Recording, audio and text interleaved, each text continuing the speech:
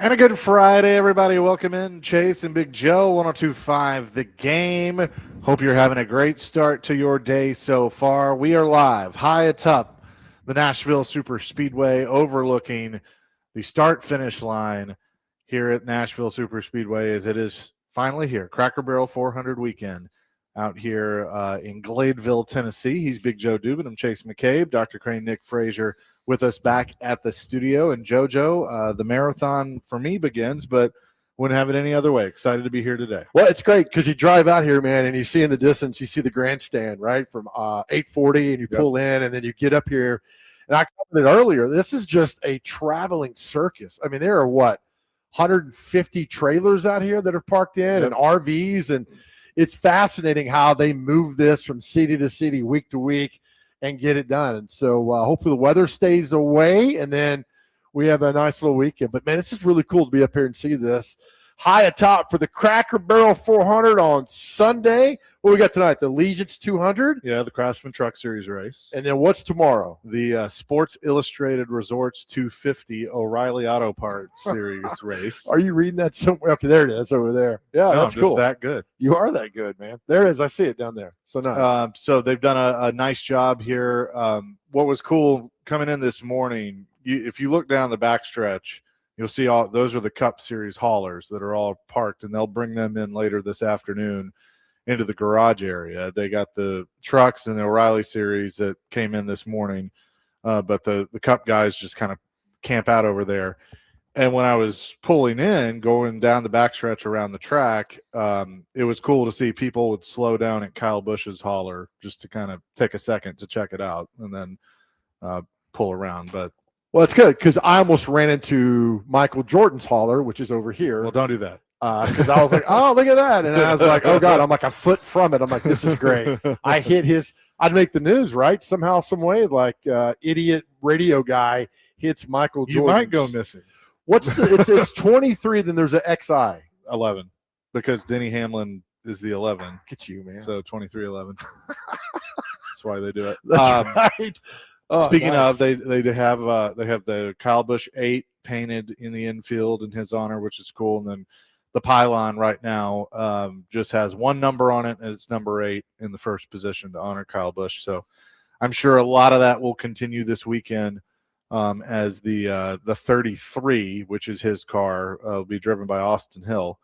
But NASCAR continuing to honor the legacy of the late, great Kyle Busch. And it's, this is it was Charlotte last weekend. This is the first one outside of the racing capital of NASCAR coming here. So it's I don't know if you've never been, come out here Sunday night and watch it, because I've been to a few, and they're fascinating to watch the precision of everything and everyone, how they get this done. So it's cool. You know, it's really cool because this is 21, 22, 23, 24, 25. It's the 6-1. 6-1 coming back here and to utilize this. And I know it's nice. The trucks tonight will be a lot of fun. And then, of course, the race tomorrow night and the big one on Sunday, the Cracker Barrel 400. Let's go on there. I got a Cracker Barrel question for you. Okay. Do you order from the breakfast menu or the regular menu at Cracker Barrel? Depends on what I'm feeling. I do like the more of the dinner menu.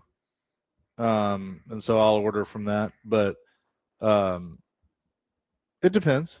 All right, I'm chicken and dumplings every single time. They're so well. Now I'm starving now, so I put myself in that position. But I know every time I see that, I'm thinking, man, the chicken and dumplings are so good that they have there. But anyway, they're here and they're ready to go, buddy. They are. So we're excited about it. And again, you can hear all 3 races on 102.5 The Game this weekend, and excited to bring that coverage to you. 615-737-1025 is our phone and text line, driven by WilsonCountyHonda.com. Joe, what's our question of the day? All right. In honor of NASCAR being in our town, here's our question of the day, 615-737-1025. What is the fastest you've ever been in a car? Not on a speedway, but like on 40 or 65 or 24 or Lebanon Road. What's the fastest you've ever been in a car? And there's the statute of limitations has expired, so you won't get arrested or a ticket or anything. But what's the fastest you've ever been just on the interstate? I'll go first. I went 121 in a car called a Sterling. in 1988. I was a valet. This is why you don't valet park, folks. I was a valet parker at Opryland Hotel, and myself and a guy named Larry Lever. Larry, if you're listening, love you, man. Larry said, hey, we got a Sterling. Let's go for a ride. I'm like, what the hell is a Sterling? So if you go on Bradley Parkway, if you leave Opryland and you go towards Lebanon Road and you get back on the interstate and go that way, and you're coming down where Opryland at the time was on your left, we hit 121 in a Sterling. And I'm telling you right now, I've never been more scared in my entire life than a tire blowing out, us flipping and dying. So 121 is the fastest I've ever been, and I was scared to death. So we want to hear how fast you've ever been just around town. Again, statute of limitations is expired. You're good. You won't get in trouble, but that's the question. How fast have you been? It's really funny you bring this up. About 112. Today? No. It was when your grandpa's missile? I've told you about the Caddy. Yeah. That was my first car that had a Corvette engine and a V8, North Star V8. I was probably 19. I was leaving here and got on 840. Wow. What was going on here? They had a truck race. Oh. It was the first time around. Okay. And we'd come out, and my friends had begged me to bring them to a race, and then they realized they didn't like it about halfway through, I think, and so wanted to leave, and I was not happy about that. And right. So, yeah, we did about 110 or 112, I think is what I got to, and the Caddy on 840. How was everybody screaming? No. Were you scared? No. Did you realize you were at 112? Yeah. I knew it. I was doing it on purpose. And then I slowed down. That's a reckless driving, speeding ticket. Put you in the Wilson County Jail. Well, I knew I was beyond the sheriff. Like I had missed all them, and I knew where the troopers were parking, so I had a few seconds. 6 miles to the gallon. That big old Cadillac. What year was the Cadillac? 97. 97. Where's that thing now? I don't know. We sold it. Oh man. Yeah, no, but it had a. Now I still have my grandfather's, which is an 03 that has the same motor in it. I need to roll that out and get it running. Because it's got a four-door North Star V8. But I mean, it was the same engine they were putting in the Corvette. Oh man, that's fantastic. Dr. Crane, you got one, buddy? I bet you went 45 and a 40. Probably for me, but no, I was in a car with a buddy of mine on spring break in Florida. We were going like 105 down the main drag and like PCB to Destin. Well, on the interstate or on A1A or whatever that road is? I think it's A1A. I think that's what it was. Yeah, he was. You went 100. I wasn't driving, but he was weaving in and out of traffic at like 105, and his Nissan Altima's transmission was like almost about to go out. It was at like right at 7, and it went to 9. It was bad.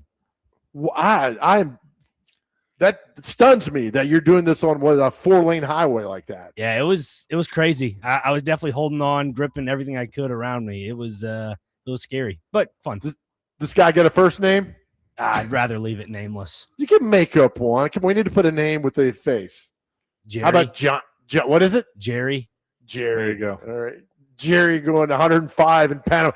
He should be thrown in jail for that. I also, too, when I was in Europe with my cousin, he has like an Alfa Romero, and we were going weaving in and out of the mountains, and we were going easily like 115. That I was very scared for that one. I was would either one of you ever drive the Autobahn? Hell yeah. Yeah, I do it every day. It's called 440. But I mean, like, supposedly it doesn't have a speed limit or whatever. I would love to. I'd love to drive the Autobahn. That'd be fun. I mean, that would just – I mean, that's what Bradley Parkway is.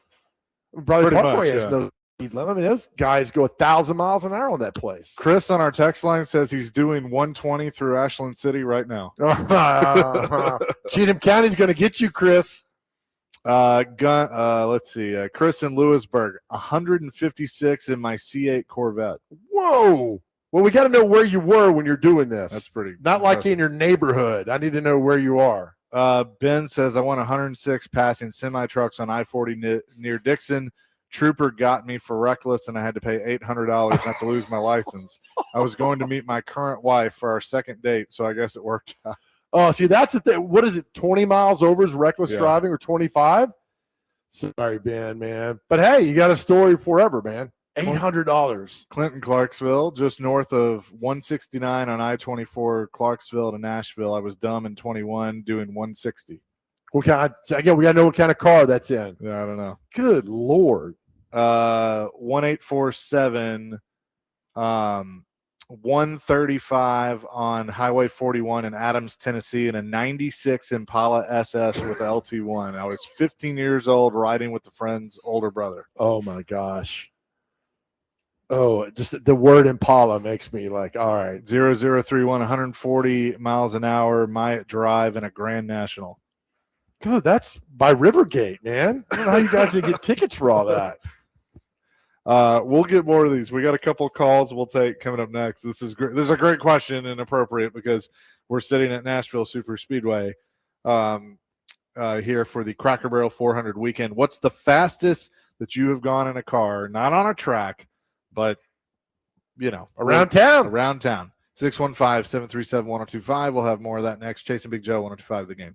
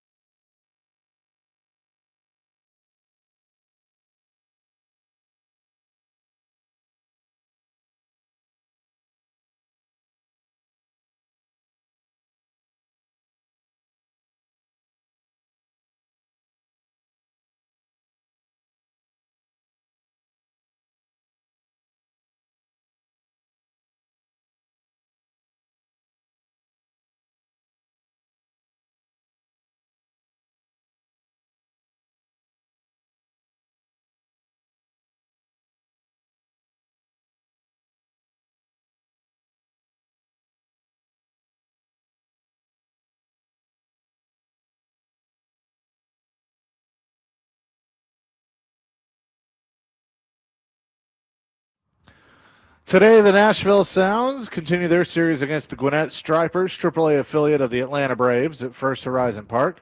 First pitch at 6:35, pregame at 6:20 on 94.9 The Fan with Jeff Him, presented by Twin Peaks Family Leisure, Maple Street Biscuit Company, and Social Cantina. Get to the Sounds game today and keep your eyes on the skies. The Maple Street Biscuit Blaster is coming in hot. So be sure to check that out. Chasing Big Joe live today at the Nashville Super Speedway here on 102.5 The Game. Our question of the day is, what's the fastest you've ever been in a car? Not at the Speedway, but around town on the interstate. What's the fastest you've ever been? And listen, you're not going to get in trouble with us. This is just between the three of me, you, Dr. Crane, and Chase.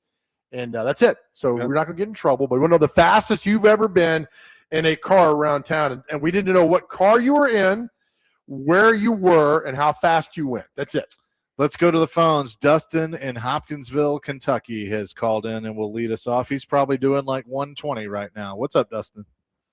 I think my weed eater's spinning at about 9,000 RPMs, but that's about it.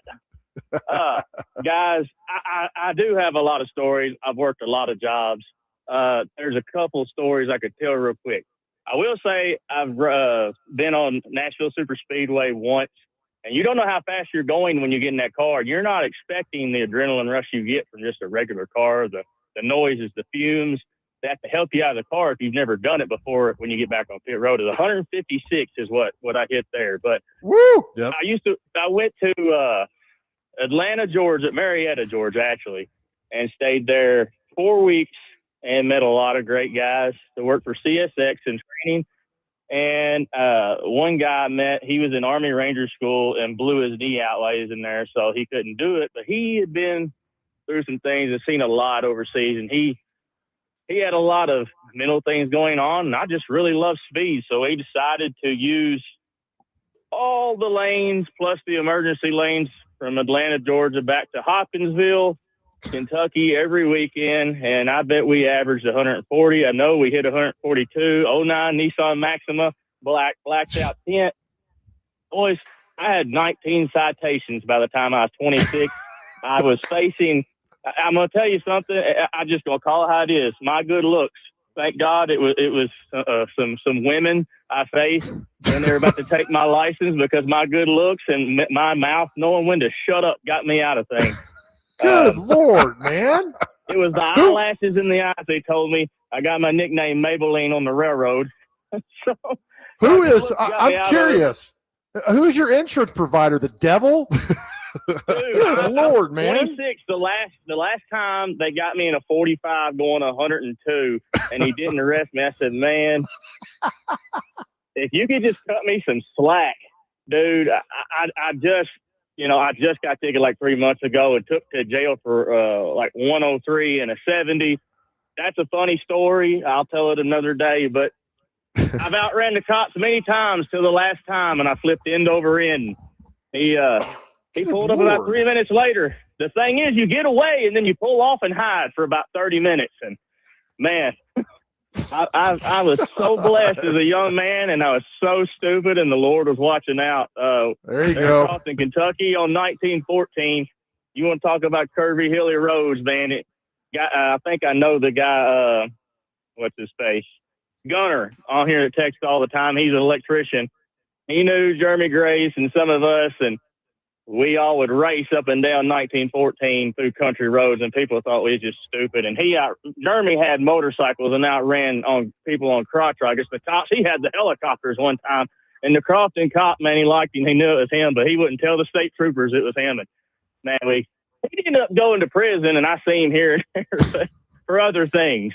And now he's back out, and I help him every chance I get, man. People make mistakes. We're stupid when we're young, and praise God for having mercy and grace on us, you know? Amen, brother. Glad you're here with us, buddy. Thank you for the call, Dustin. Yeah, have a good one. Thanks, Dustin. Yeah, let us know when you leave the house so we can get off the road. Appreciate it. All right, we got some loaded lines here. Let's go to Matthew, who wants to weigh in. Matthew, what's up? Hey, guys. Geez, I feel like getting ready to talk to a saltine after that call.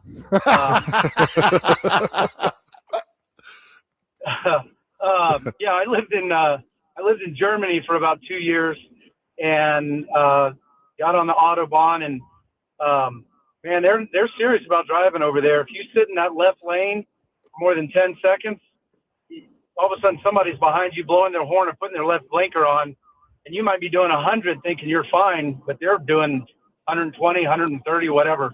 Oh, So the fastest I ever went, I had a Mercedes a 500 class that a buddy had rented, and he left to go back to the States and told me to return it the next day. So I said, well, I'm going to go out and enjoy this before I have to return it.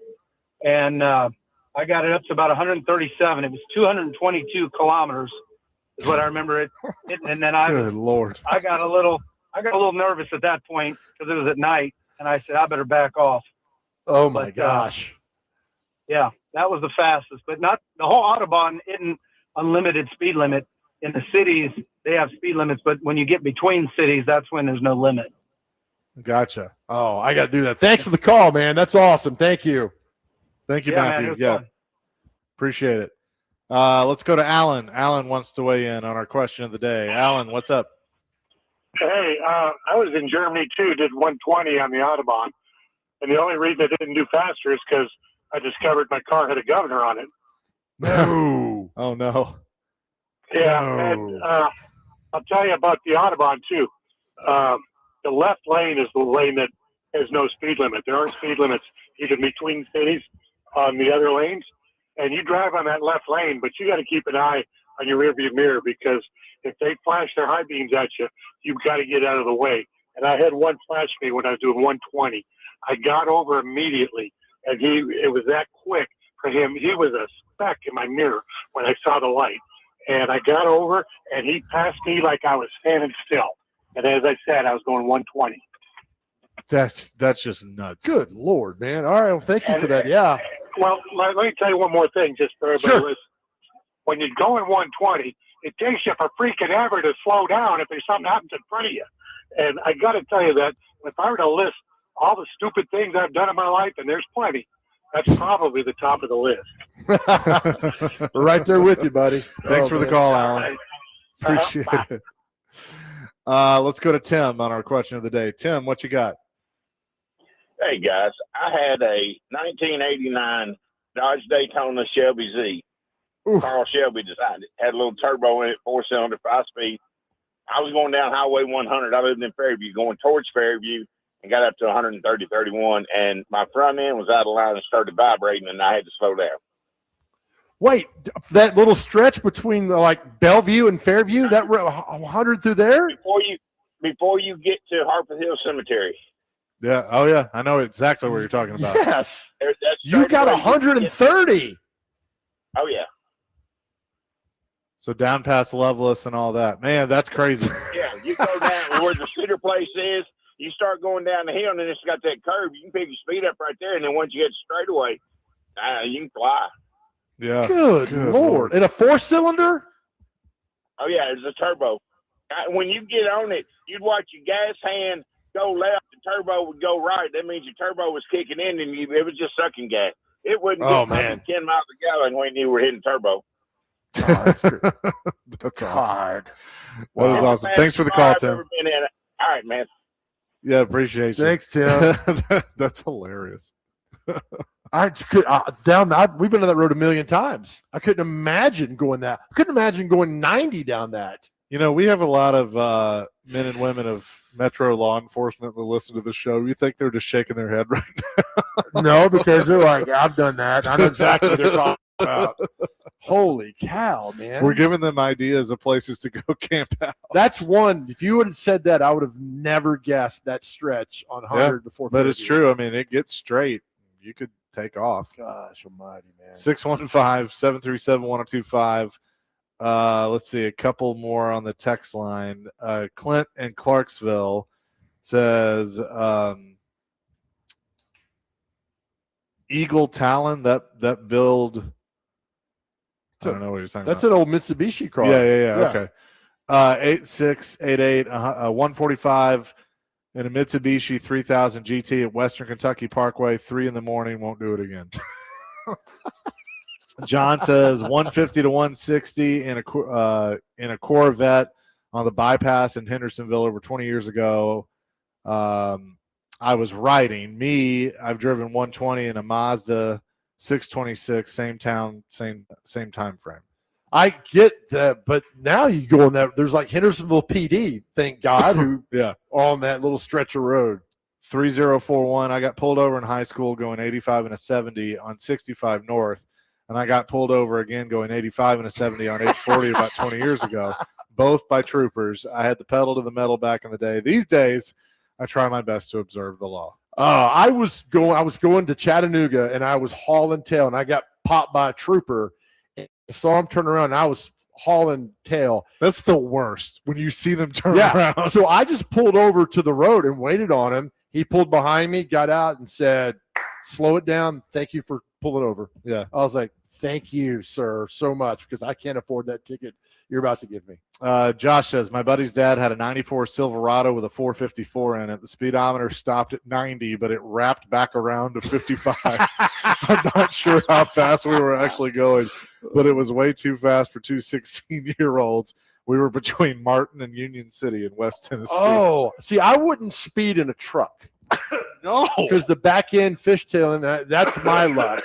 Now, I'll do it in a regular car, but I don't have the stones to do it in a truck like that. Steven from Hendersonville wants to know if Dustin from Hopkinsville has the same insurance provider as the Georgia football team.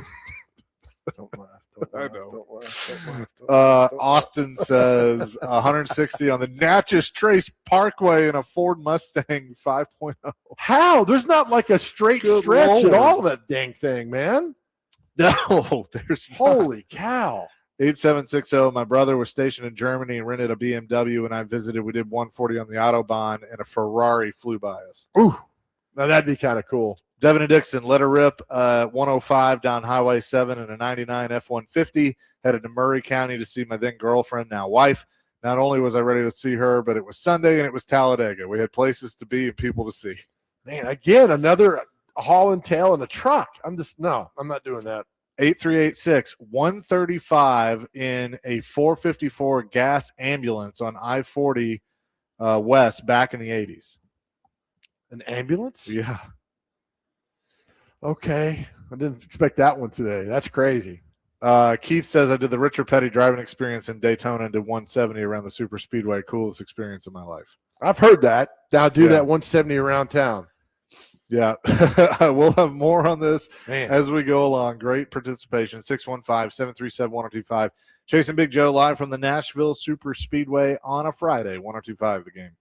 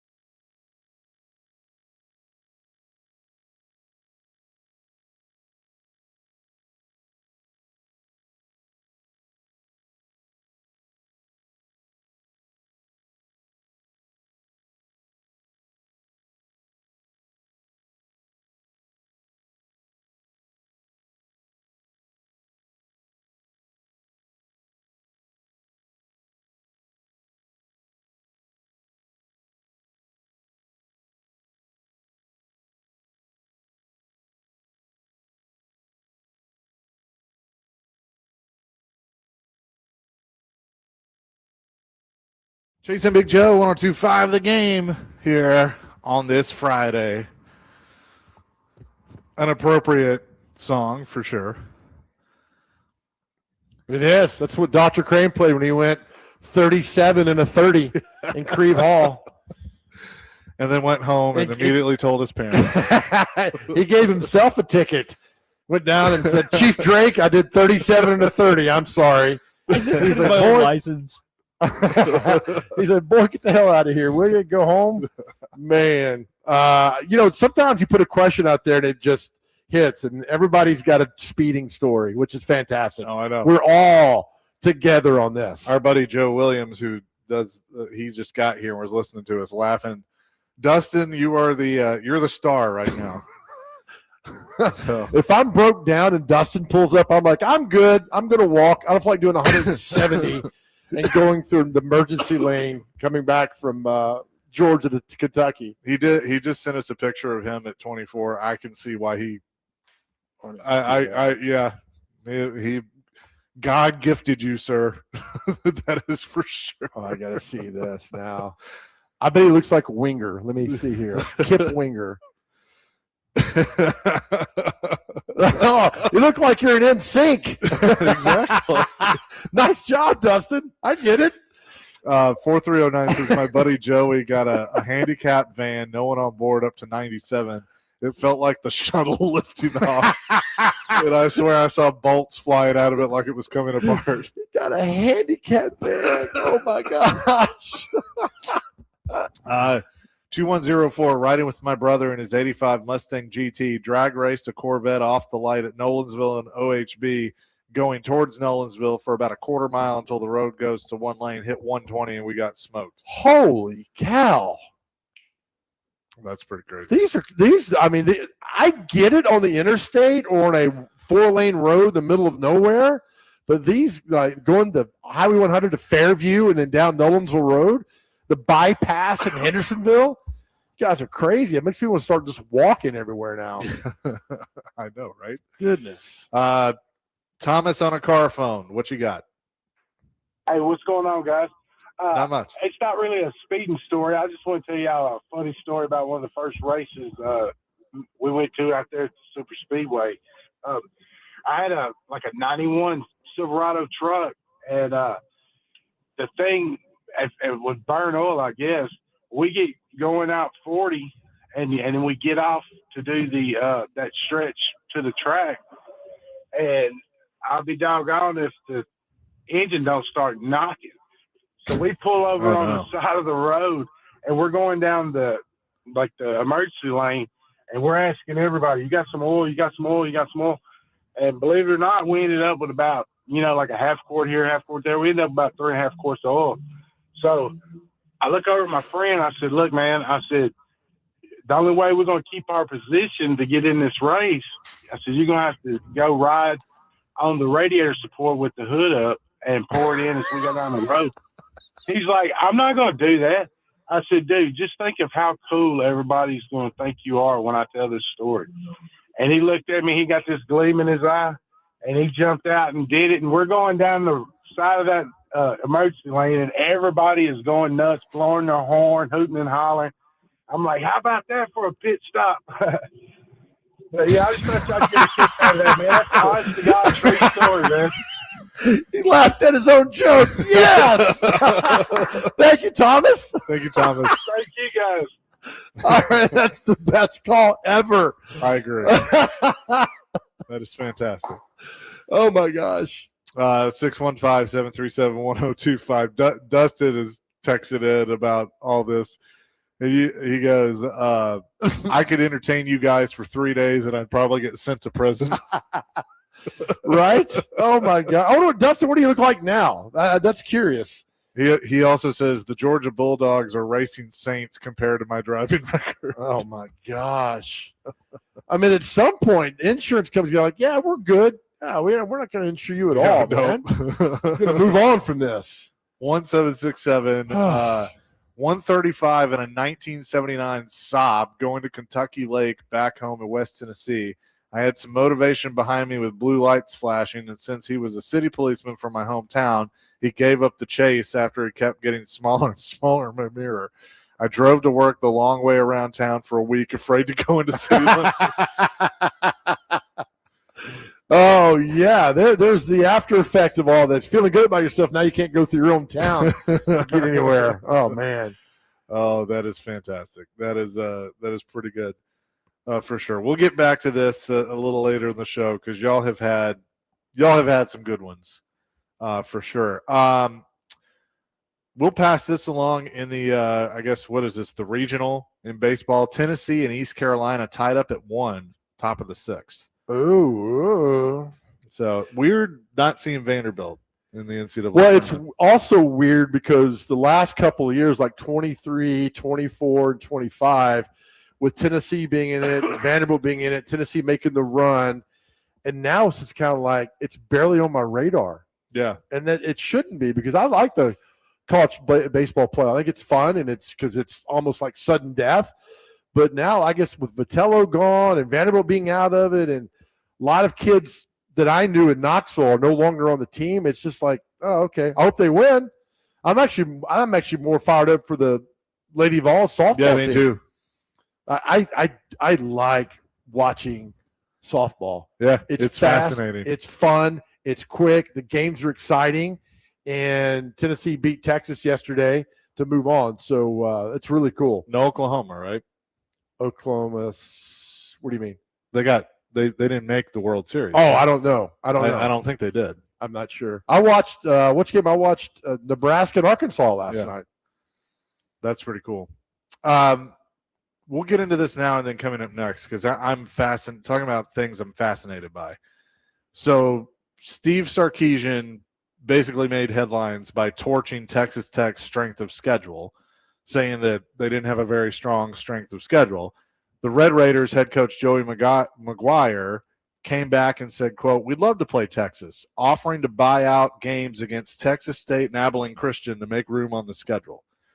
So he basically said he's talked to Texas State and Abilene Christian and would love to buy out those games to play Texas this season in week 1.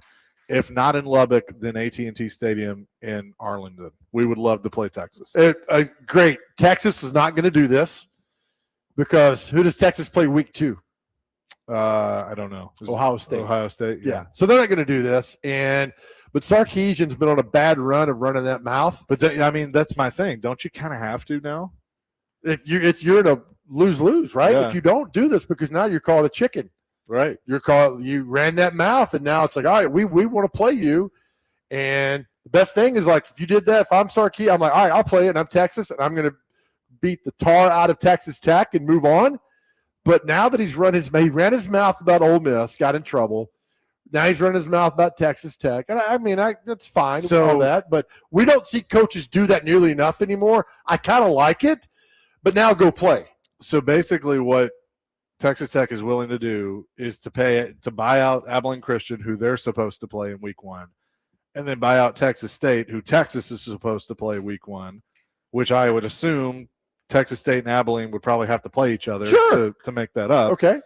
I'm all for it because I think now you got to put your money where your mouth is. Absolutely. And why not? If the Cowboys are willing to host it, you play it on a neutral site. Right. So there's a lot of tentacles to this, I think, because there's probably the game's already scheduled for TV, and then the bigger picture is, can Chase McKay, billionaire, come to you at the last second and say, hey, I want to pay, I don't know, MTSU $15 million to go play Auburn. You know, just something crazy. Right. Your schedule, I mean, can you do that now? I mean, if you're schools that need money, hell yeah, you do. But if I'm Abilene Christian, I'm like, yeah, pay us out. Give us $3 million. Well, we only owe you 1.8. Yeah. No, hey, I man, agree. You got a contract. Pay me $3 million. So there's far-ranging effects to this. I like it, though. So Texas Tech called him out. Now Sarkisian and Texas have to go out and say, all right, we're going to do this and play. If not, you have to do it. You're gonna like, if you're Sarkisian, like, you have to do it. Yeah, because now you're labeled a chicken. Because McGuire also told reporters that Texas Tech Board of Regents member Cody Campbell has had conversations with Stephen Jones, the Cowboys CEO, about potentially hosting a Texas Tech game at AT&T Stadium. Woo! Is that what's the guy's name? Kobe? Yeah. Is Cody Campbell. Is he the guy, the NIL guy? He might be. That just has poured millions into Texas Tech. Millions. Just to watch them get their butt handed to them by Oregon at the Orange Bowl. So this was the quote that Sarkisian said, quote, "There's a team in our state and another conference with a schedule that I would argue if I played with our 2s and 3s on the depth chart, we could go undefeated. And they'll probably make the CFP this year." You got to do it, man. You ran your mouth, and everything's lining up. If I'm Abilene Christian and Texas State, I'm going, yep, okay. We can play each other. Yep. Give us $3 million. We're good. Y'all take care. And then everybody would love this. Everybody would love this. And it'll also throw like ESPN Game Day. They've committed to Baton Rouge, right, for Clemson and LSU. Everybody'd want this game. Yep. I mean, because it's far more than just a football game. But now. here's the thing. You bring up TV. So Texas State is supposed to be a 2:30 game on ESPN on September 5th. And then Texas Tech, Abilene Christian is a 6 o'clock game at FS1. You could figure that out. Yeah, right. You figure it out. They can. And if they don't want to do it, then put the game on Amazon Prime or something. Do it that way. Play the game. Do what? The Longhorn Network. Is that still a thing? Hell yeah. I don't even remember it. Is it still out there? Yeah, it's on ESPN's website. Yeah. Oh, I don't. You used to have the channel. That's all gone. I don't know. Yeah. Why not? It's got to be done, man. It's got to be done. You have to do it. You ran your mouth. Now you get in. Look, I think. Okay, let's say that game's in Arlington at Cowboy Stadium. I would probably say Texas is what, a 10.5 point favorite? 6.5? Probably that. I mean, Tech's got a pretty decent. They bought that team. Yeah. So around, but I would say around a touchdown. Yeah. Right. Got to get done. When's the last time you had a coach run his mouth and then get called out by the other school? Yeah. And who's calling him out? Joey McGuire, the head coach of Texas Tech. Okay. All right. Let's do that. Yeah. Okay. And let's do it. Get it done. Play the game. I'll see why not. Jerry's world will be great. So this is Texas Tech's schedule, to Sarkisian's point. Abilene Christian, at Oregon State, Houston, Sam Houston, at Colorado, Arizona State, at Cincinnati, Arizona, West Virginia, at Oklahoma State, at Baylor, TCU. I mean, they're in the old Southwest Conference, basically. Yeah. So I get it. And Texas, give me theirs. Got Ohio State. Texas State, Ohio State, UTSA, at Tennessee, Oklahoma, Florida, Ole Miss, Mississippi State, at Missouri, at LSU, Arkansas, at A&M. Okay. It's tough, but you wanted to get in the SEC. Yep. You weren't dragged into the SEC. You wanted to get – that's what you get. You got to play that schedule. Yeah, your schedule's tougher than Texas Tech, but why should you call out another school? Right. I hope Tech beats that ass now. Oh, just to shut him up. 615-737-1025. What do you think? And could this maybe make coaches think twice? It won't. About certain things that they say. We'll have more on this. Chasing Big Joe live at Nashville Super Speedway, 1025 The Game.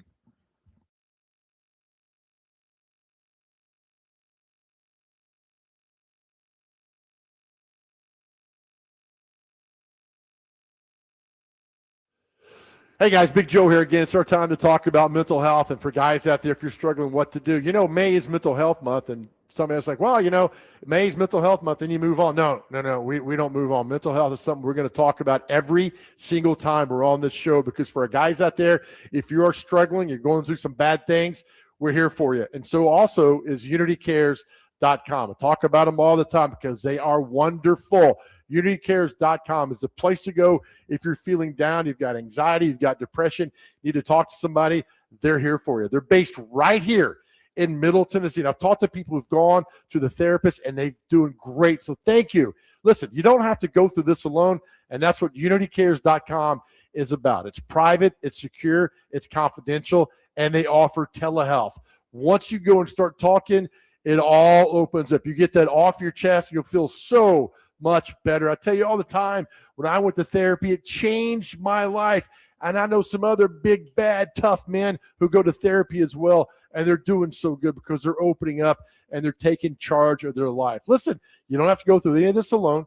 And UnityCares.com, their sole goal is to get you back living the life that you absolutely deserve.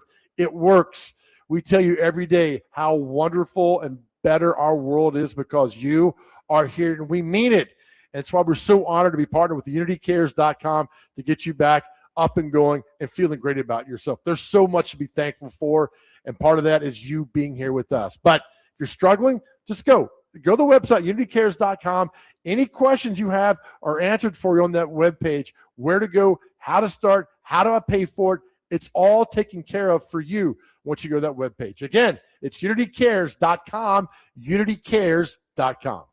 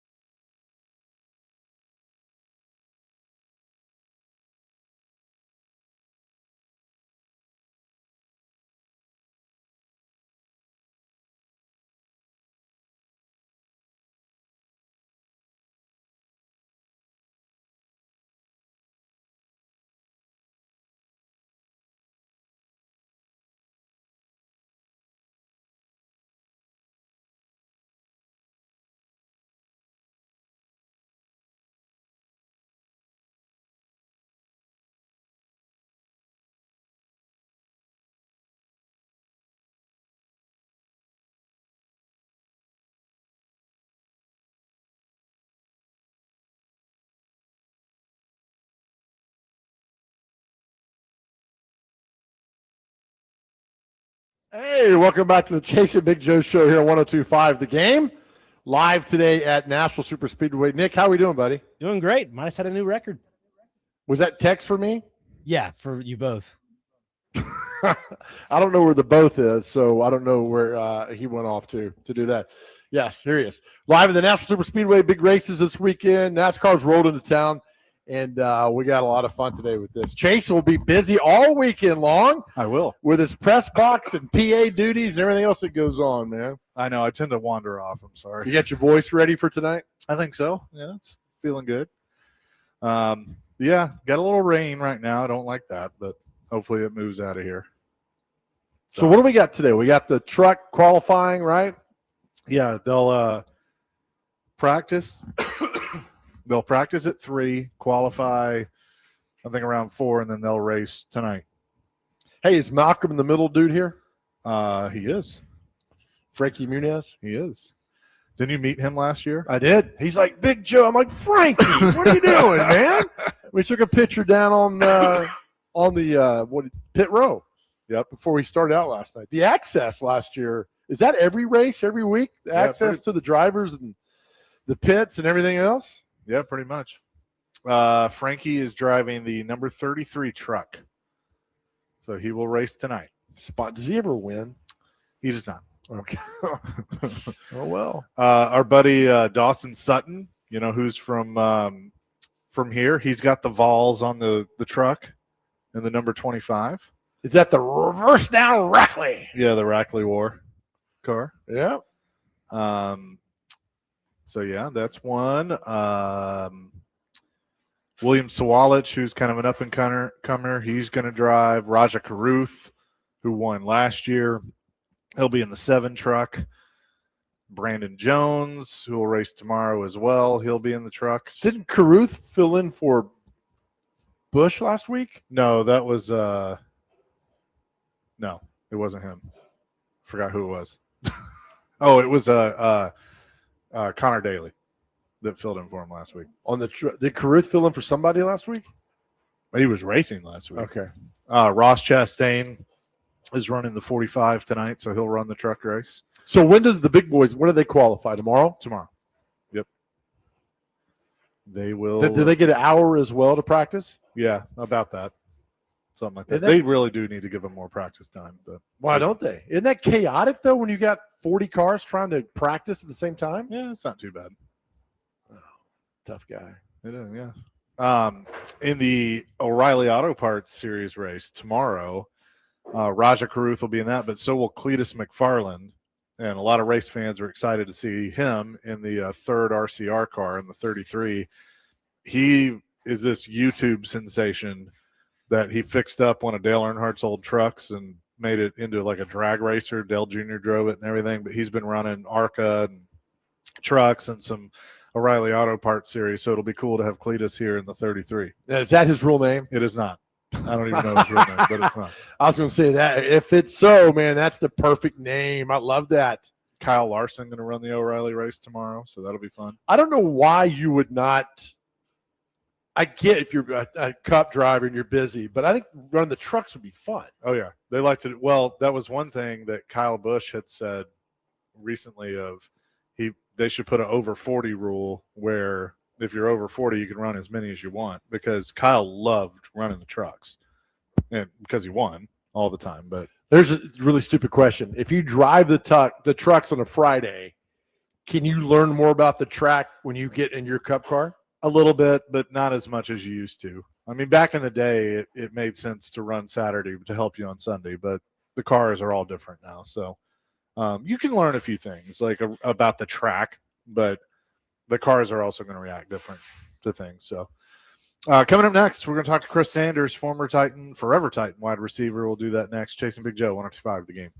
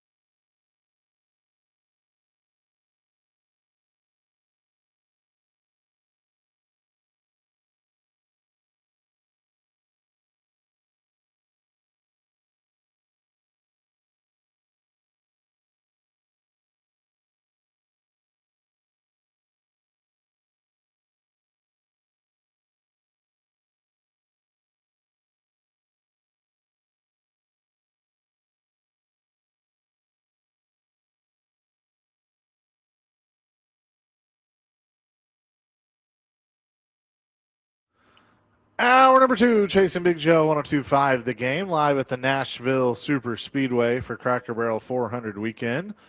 Excited to be here and excited to talk to our next guest, the one and only forever Titans wide receiver Chris Sanders is with us now. Hello, Chris. How you doing? Man, I'm doing pretty good, but the first thing I want to know is what the heck is seed oil? What the heck is that? Seed oil? Yeah. Well, like, isn't peanuts considered, like, is peanut oil considered a seed oil, I think? It's like anything that grows. Aren't they in like every potato chip? I think all that. No, I'm so confused. I mean, like seed oil, and I mean, what can you eat? I mean, it's like they say this in chicken and everything. So what the heck is going on with that, man? Well, I will tell you this. I mean, Vince Lombardi and Don Shula and all the great coaches, they always banned seed oil. That always got them to the Super Bowl. Good Lord. Are you serious?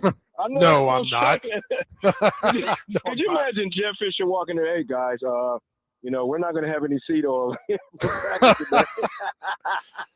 guys. Yeah. Okay, I'll be good, man. It just threw me for a loop when they said the seed oil stuff. It just I don't know. Okay. Well, okay, so along those lines, I mean, I am interested because when I hear a coach or when I hear a team say like, "Hey, we're changing," something with the diet and stuff like that. That's not something that you're necessarily going to see, right happen in front of you on the field, but it does make a difference. There's a reason that they do it. Yeah, it does, and I know I'm being funny and facetious, but maybe it could help the Tennessee Titans. I'm going to take you back to a situation with Tom Brady. When Tom Brady came out when he was in the draft, I mean, he didn't look in good shape, but he said the one thing that helped his game is he changed his diet. He ate right. He got the therapy that he needed for his body, and look at his performance. He's one of the best quarterbacks of all time. So if you have a situation, with the Tennessee Titans to say, okay, we're going to change this, it's just getting the edge to say, okay, you know what? We're going to do everything in our power to make sure our guys are prepared food-wise, but also just mentally-wise. Yeah, you think John Runyon ate healthy? No. He was eating your food, my food, Casey's food. Right? No. Not a chance. Man. If you just imagine, he comes in there and you tell John Runyon, you ain't getting no seed oil. He might tear up the whole office. No seed oil throwing chairs. Or he might be like, "What the hell is a seed oil?" Exactly. No, I get it. Look, you can't outrun a bad diet. I get all that. Nutrition's important. But there are different meals for Jeffrey Simmons than for Carnell Tate. Exactly. You know what I'm saying? 100%. And I know that they're talking about it has omega-6. I don't know what that is, but it's just it's an inflammatory. I sound pretty educated, but it's a planet. You should know that. But that I guess they don't want it in the food because it makes it inflammatory, whatever it is. Because I guess it has injuries or whatever. Guys get injured or whatever. But I really don't know, so I'm not going to act like an expert on it. But here's the deal: if it's anything that you can do to make your team better, I'm all for it. One thing that has been brought up, and I know when I bring this up, Joe is going to be adamant against it, but more designed runs for Cam Ward. Or do you think that that's a smart idea or not? No, I don't think so because he won't last the whole season. I mean, you just can't do it. You gotta do it at a point in time to where you use his legs because at the end of the day, teams are going to find you out. I know Michael Vick was a great runner with the ball, but later on in his career, they found him out to say, okay, you know what? I know you're a great runner. I know you can escape, but we're going to find ways to hit you in the mouth because here's the thing. You may run and make some good runs, but it takes one bad shot in the lips and your season could be done. So I think you got to be careful with this guy because if you go out there and just have a whole bunch of runs, like 6 and 7, 8 runs a game, and this guy get hits, he's not going to last the season. No, I agree with you, and I am against him running. And people are like, well, look at Mahomes. What he does, Mahomes scrambles, but he knows when to get down and fling that ball. And I don't know if there's a lot of design plays. Do you want Mahomes running? Here's the deal. No. When I play defense, when I see a quarterback take off, I'm doing everything besides taking his head off. I am. Yeah, exactly. What happened to Mahomes this year? What happened to last year? He was running and blew his knee out, right? I mean, so don't throw that ball away, man. You talk about Michael Vick, right? Michael Vick is a great example, but Michael Vick was on another level as far as a running quarterback. Cam Ward is not that. Cam Ward is not that. You want to be smart with your quarterback because, you got to understand, you want to have this guy to have longevity. I mean, you don't want him to take those hard shots. I know, what's the quarterback from the Buffalo Bills? Josh Allen. Yeah, I mean, he can take some hit because he's a bigger guy. He's a big physical guy that can take the punishment. So that's why you see a lot of design runs with him. You got Cam Ward that he's not a really, really big guy. He's got big legs and everything like that, but he's not a big guy in stature. So you want to make sure he don't take those shots. Josh Allen, he's a big guy, 6'4", 6'5", that can take those shots because he got a big body, like a fullback. Yeah, let me ask you this. Do you consider Cam Ward a playmaker? Yes. See, I don't because I want him to get the ball to the playmakers immediately.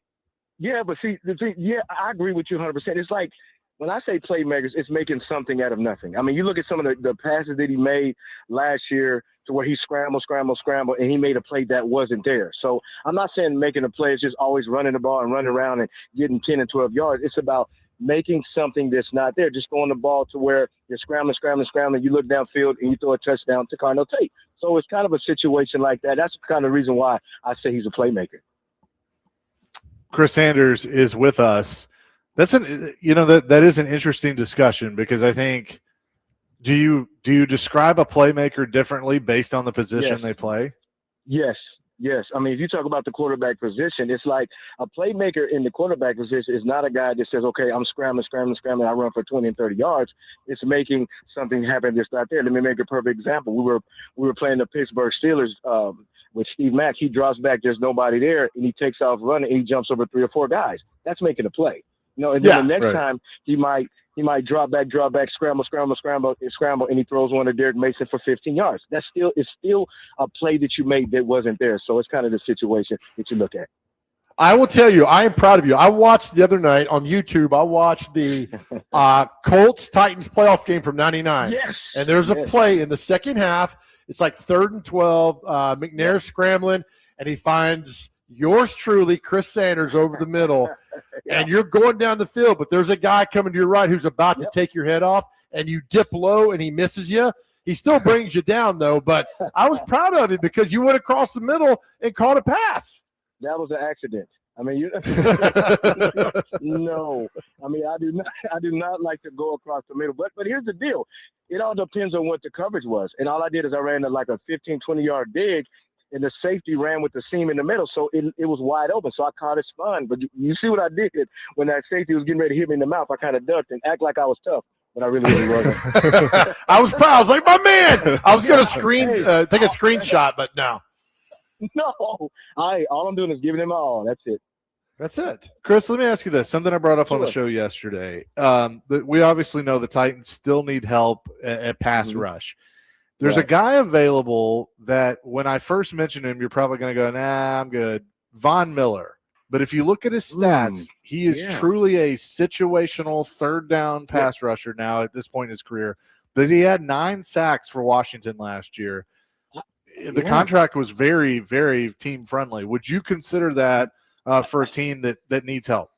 Absolutely. I don't think that's a bad idea because the thing about it is, if you look at last year, the team that won the Super Bowl was the Seattle Seahawks. Why were they so good? It's because their front four was getting after the quarterback. So you bring a guy like Von Miller that had 9 sacks last year. Why not bring him in and have him with Jeffrey Simmons and guys like that can get after the quarterback? Because if your defense plays well, you're getting after their quarterback and they make mistakes.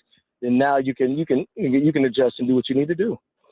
So I asked TD about this in a text, and he said they would have to let him stand up. So explain what that means from a pass rushing standpoint. I mean, see, the thing about it is when you put your hand in the dirt, your eyes are kind of down. You're kind of looking at the ball. When you're standing up, you get a vision of the whole formation. So when you see that, you'll have a chance to react quicker because when you put your hand in the dirt, it's kind of tough to react because you're doing it on the run. Now you're standing up and you can adjust if it's inside zone, outside zone, or the quarterback is taking a 3-step, a 5-step. You need to do what you do. So I think you do stand him up. I agree with TD because you want to make sure you're maximizing what he does well, and that's getting after guys in the quarterback. So the rookies have now been here for a month. Are the butterflies out? I mean, they've got with the veterans now for a couple of OTAs. Are they? Is it like all right, acclimated? Are things okay now? Do you think? How was it for you? It was good because the thing about it is, they're in shorts and it's a little easier and it's more of a controlled practice. Back in the day, I mean, we were getting after it practice. So these guys are acclimated. You know, they understand the playbook, and I think they're getting comfortable with the other players. So now when you get into camp, when the pads come on, you have a chance to get hit in the mouth. Now you're going to really see who's really comfortable and who's really ready to play. Right. So after you get to the butterflies of the training camp, when did you get butterflies again? Before that, were you more nervous for your first preseason game or for your first real NFL game? I think I was more nervous when I got my first start. You know what? Because I came in, you know, the fifth or sixth receiver. They're like, okay, well, he might play, he might not play. Then all of a sudden, I earned, you know, the third spot. I was the third receiver coming in 11 personnel.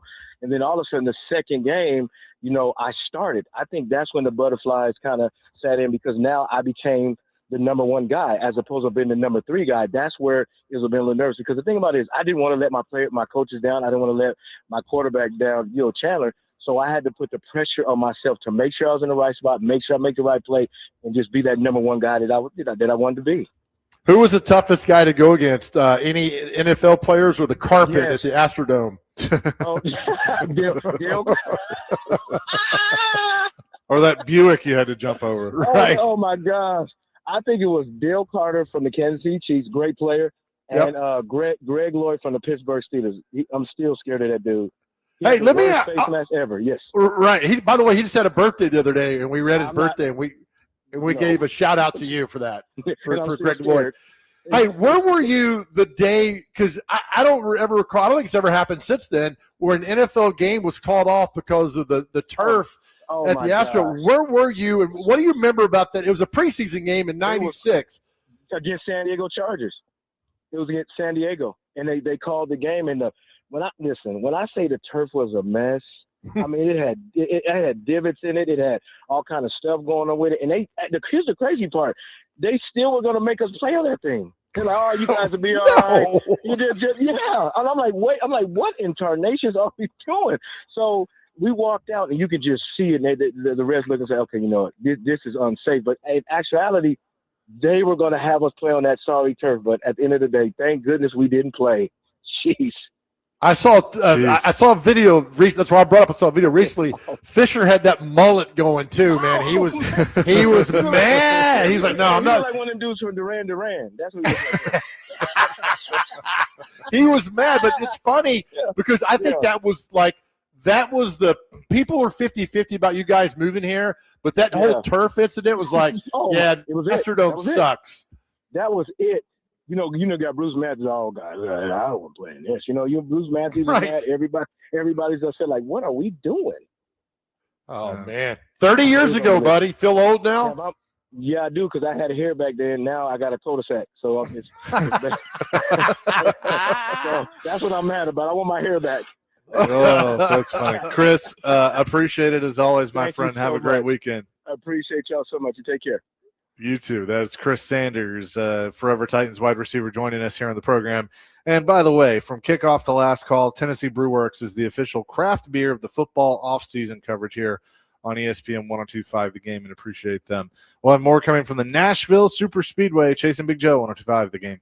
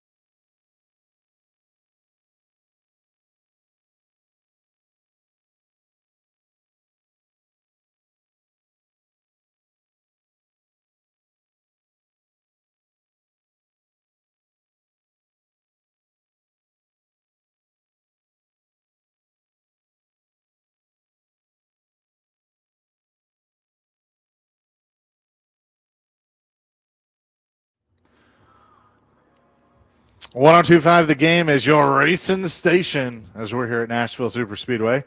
Catch all the action as NASCAR comes to America's Music City and listen on 1025 The Game, presented by City Auto and Nelson's Greenbrier Distillery. Tonight you can hear the Allegiance 200 at 6:30. Tomorrow the Sports Illustrated Resorts 250 at 6. And the Cracker Barrel 400 at 5 o'clock on Sunday. City Auto of Murfreesboro, 500-plus vehicles under $30,000 and zero hassle. Visit visit cityautomitsubishi.com.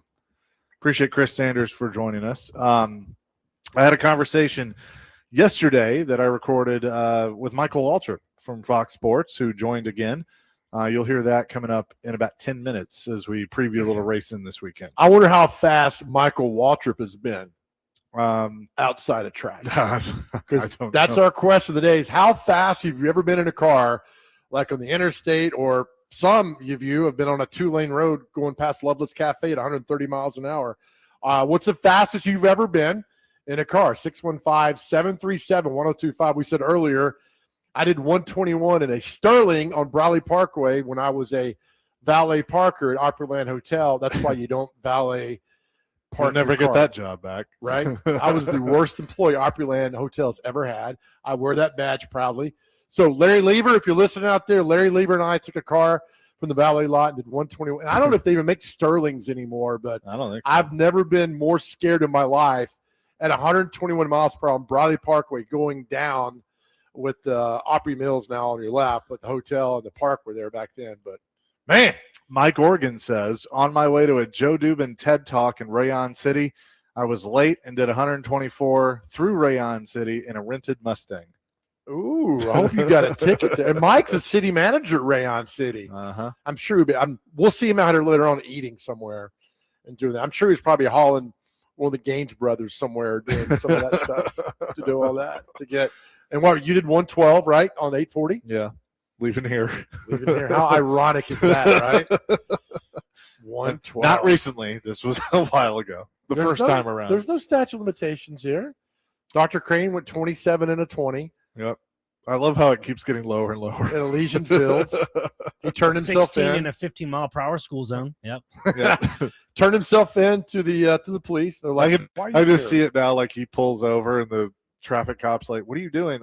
It went over 16. I need to let you know. Take my keys. I'm sorry, officer. Take me away. Yes. But some of the responses we got for you guys driving are just, I thought I was bad, but you guys no pun intended, blow me away with all these. So listen to this one. 9064. Didn't see a speed limit sign on interstate in Georgia. Pulled over 77 and a 55. In college at Ole Miss, going to Athens for the weekend. Truck full of moonshine, real moonshine, homemade, all of us 19 to 20 years old. Spent the entire traffic stop wondering how we're going to explain to our parents why we're in jail for a 1920s era crime. Then my truck got towed the next night. Fun times.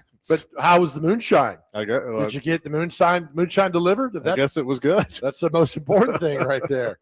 God, isn't that the worst, fantastic. though? We said earlier, like when you see, you're busted, the cop turns around, it's just like, it's one of the worst feelings in the world. You're like, Oh, yeah. I'm done. I'm absolutely done here. But I guess the one that got me was the guy going 130 by the Loveless Cafe. Yeah, that's pretty impressive. Excuse me. 2463. 155 in a car on Interstate 24 going towards Clarksville. 120 on a Harley on 24 going towards Clarksville. No. On a bike? Yeah. No. Gosh, no. I would know. Not at all, man. What he did 155 was the other one? Yeah. We didn't know what kind of, if you text in or call in, 615-737-1025. Tell us the car. We need to know the car. What car you were in. Chase was in a Cadillac. I was in a Sterling. Dr. Crane was in his grandmother's Oldsmobile. So we need to know what year. Was that right, Dr. Crane? It was a Nissan Altima, but sure. It was an 88 Oldsmobile. That sounds better. That's much better. It was a Cutlass Oldsmobile Supreme. There you go. There you go. With the glass T-tops. Yes! Your dad's got that car, right? Yeah, it's a Sweet 16 car. You still have it? Yep. Oh, Still runs. Oh, what year is this? I believe 1986. Oh, that is It's a Cutlass Supreme. It is Cutlass Oldsmobile Supreme, black with the red racing stripe down the side, and still with the glass T-tops. The only way to get them out, you have to use the key. Awesome. Yeah, that's awesome. So has a leather sleeves. That's a badass car. Is there a place where you take the T-tops out in the trunk you could put them where they don't get scratched or broken? It comes with leather sleeves, and they're still in pretty good condition. And then you can put them in the back of the trunk, and there's like a little sleeve pocket for it.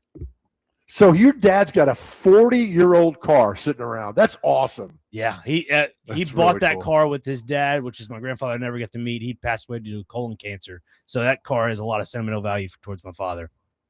Man, that is something else. Keep that around forever. Like if I could find my 1981 awful Datsun 310 GX, I'd go buy that thing today. Awful car, never changed the oil, ran over mailboxes. It never broke down on me. That thing was the best car ever. No air conditioning either, which even makes it even more special. That's a long time ago. That is fantastic. We've done the first car question before, but that's always always a go-to. 615-737-1025. Again, coming up next, Michael Waltrip. I had a opportunity to record a conversation with him for Chasing Checkers. You will hear that coming up next. We'll preview the race weekend here at Nashville Super Speedway. He's got a funny Kyle Busch story as well, so you'll hear that coming up next. Michael Waltrip, Chasing Big Joe, 102.5 The Game.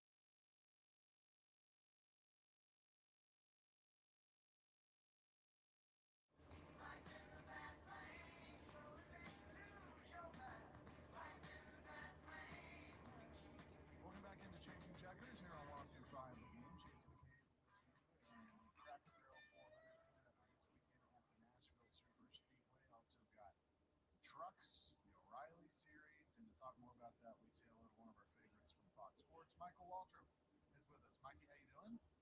I'm good. How about you guys? We're doing fantastic. You're going to obviously be talking some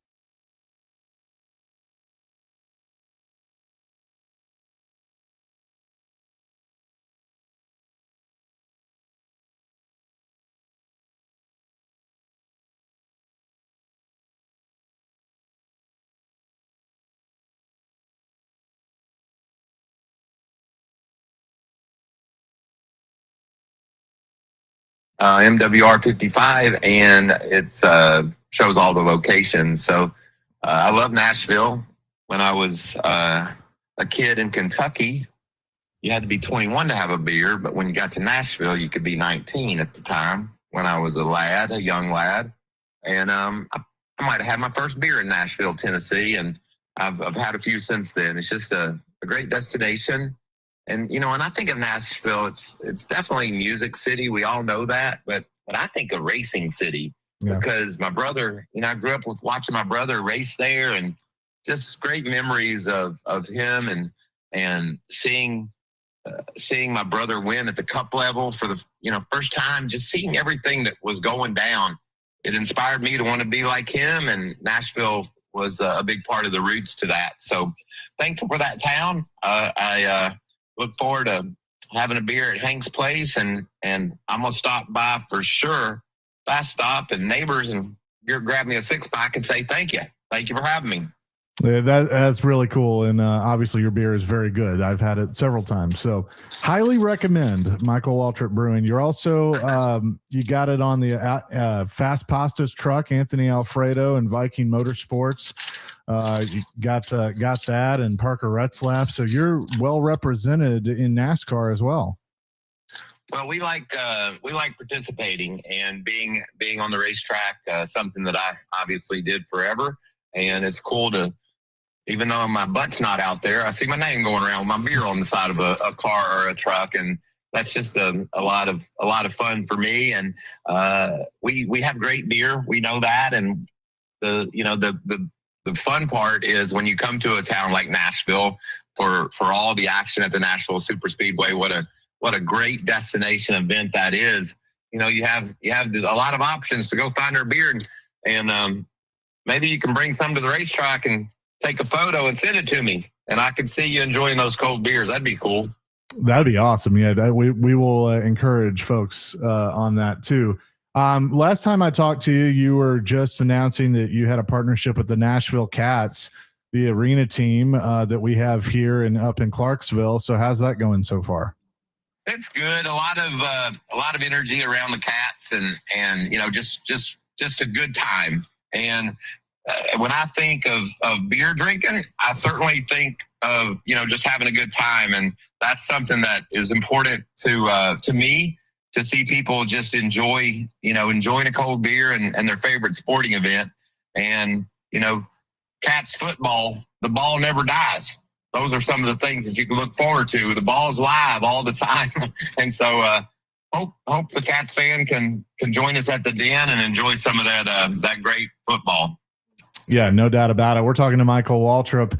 Obviously last weekend was very emotional with the passing of Kyle Busch and the unexpected passing, and the tributes. I mean, continue watching all three winners do the bow. That was really cool to see. But one of my favorite Kyle Busch moments that involved you was here in Nashville at WWE Raw.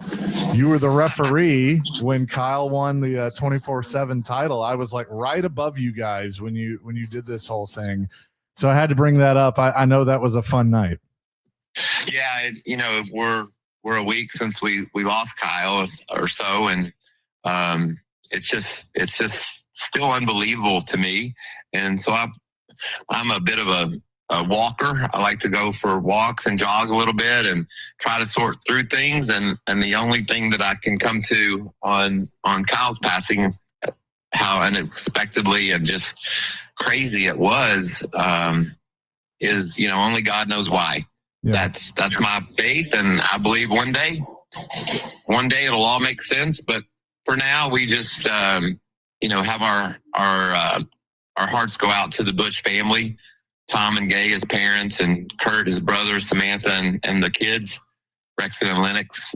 Certainly that's, our first thoughts are comforting and giving them all the support we can. And then in doing that, just honoring Kyle. And I think that's something that I'm really thankful that I got to see, is everybody that wanted to punch him or wreck him or tell him what a bonehead thing he might have done. They all respected him so much. That was in the heat of the moment. And now they're able to say, golly, he was one of the best to ever do it. And it was an honor to be able to race against him, and just the wonderful competitor that he was. And then the husband and father that he grew into over the years. I got to personally see, a bit of a different side of Kyle on pit road doing the grid walk.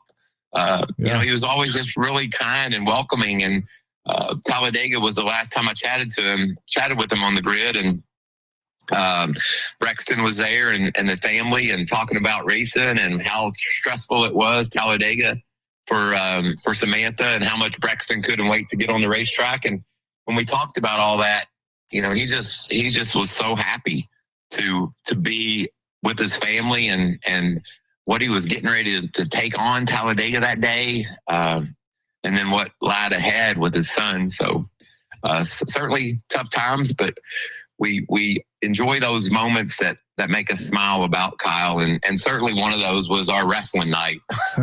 we showed up and went backstage with R-Truth, and he was telling us, how this was going to go down and what we needed to do. And, heck, Kyle and I were just there smiling and laughing and enjoying that show, because what a show WWE is. Those guys, and ladies are athletes. It's just being that close like we were. You watch on TV and it's one thing, but when you're standing right there and you see what all they go through, me and Kyle were just smiling and laughing and couldn't wait for our turn. And we took the championship. So not only is Kyle Busch a champion in NASCAR, he was a WWE 24/7 champion as well. Yeah, and it was just so entertaining to watch as well, talking with Michael Waltrip. Let's talk a little racing. Obviously, you are a part of Fox's coverage of the NASCAR Craftsman Truck Series.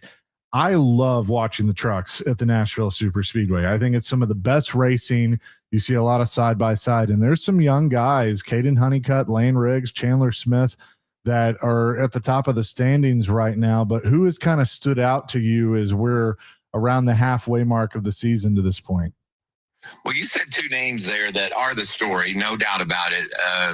Caden and Lane, they have been the two that have stepped above the rest and said, if you're going to win this championship, you're going to have to beat us. They've been the story since the season started. And when Caden showed up getting some regular reps a year ago, we could tell right away he was going to be a guy that would win races and you'd have to deal with over the next few years in the Truck Series. And he and Lane are they're the two right now you got to be. Now, Tom Majeski, he has a lot of issues with things breaking on his truck, but when things go right, he seems to have the speed to keep up with those two. But those three are the ones that I have my eye on now. Certainly, there's a lot of other truckers that would like to show me that they're a part of the talk. But so far, those three have separated themselves to some point from the rest. We know the potential of Chandler, and we know all the guys out there that can go up and win a race.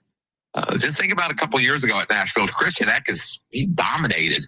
Like, he led every lap, and that team has struggled a bit. They could use a run like that this weekend. And Daniel Dye's back in the Truck Series, and he was second that night to Christian. I was down in the pits that evening doing pit road reporting, and just an impressive performance by both those two. So look forward to see what Friday night brings, what racing's like, and how much fun it is to embark upon a destination like Nashville for NASCAR and a little beer drinking. Well, what's funny about Lane Riggs is my first 3 races at the Nashville Super Speedway, his dad, Scott, won them. There were a couple truck races and a Busch race back in the day. So his dad obviously knew how to get around that place. Maybe it's Lane's turn.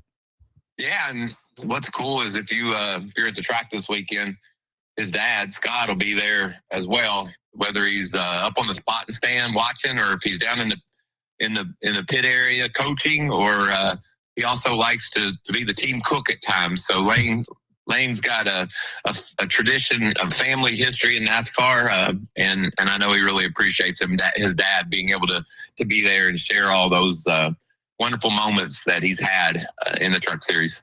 Michael, on the Cup side of things, we've seen Tyler Reddick with his 5 wins in the first half of the season. Denny has been very consistent, as has a guy like Ryan Blaney, Chase Elliott, Ty Gibbs has done well. But could you see Nashville being a jumping off point for guys that maybe haven't been towards the top of the leaderboard like we're used to seeing, like a Christopher Bell or William Byron? Because I feel like Nashville is a type of track, Chase Briscoe, where those guys might be able to find victory lane and really jumpstart their season. You said names that, I don't want to – I'm with you, brother, and I would pick C. Bell to win Sunday night. Christopher Bell is going to be good. It's hard to bet right now against the Toyotas. I do some stuff on the internet where I pick the winner, and I picked Denny this weekend. I picked Ty Gibbs to be up in the top 5 as well. I think everybody's wondering when the Fords are going to get their cars handling and faster on these bigger tracks. And Ryan Blaney always comes to mind as a guy that you have to beat if everything's normal. And Logano's showed some speed lately, and so they're gaining on it. But it's, if I'm a bettor and I'm not much, I'm going to pick me a long shot. Okay. We saw what Carson Hocevar did at Talladega, but whatever. If Denny's a favorite, I'm not going to place that bet, even though I believe he is. He would be my pick to win, but you got to go with somebody with a little bit longer odds, and getting Joey Logano or Ryan Blaney at some bigger odds, that seems like a pretty good plan to me. Well, I like that, or maybe even Amigo Daniel Suarez going back to back after winning the Coke 600. Yeah, what a night that was. He did an amazing job, and I was funny. I heard him say on an interview that he might have had 4 or 5 more laps in him. To be able to hold off those guys, and he didn't need, but he only needed a couple, and damn, he just drove 100% to the limit of that car and his ability, and it was enough. Yeah, no doubt. Michael, always appreciate it. Again, people can check out Neighbors, Fast Stop, the Signature Bar at Hank Williams Jr., Boogie Bar on Broadway, and get Michael Waltrip Brewing.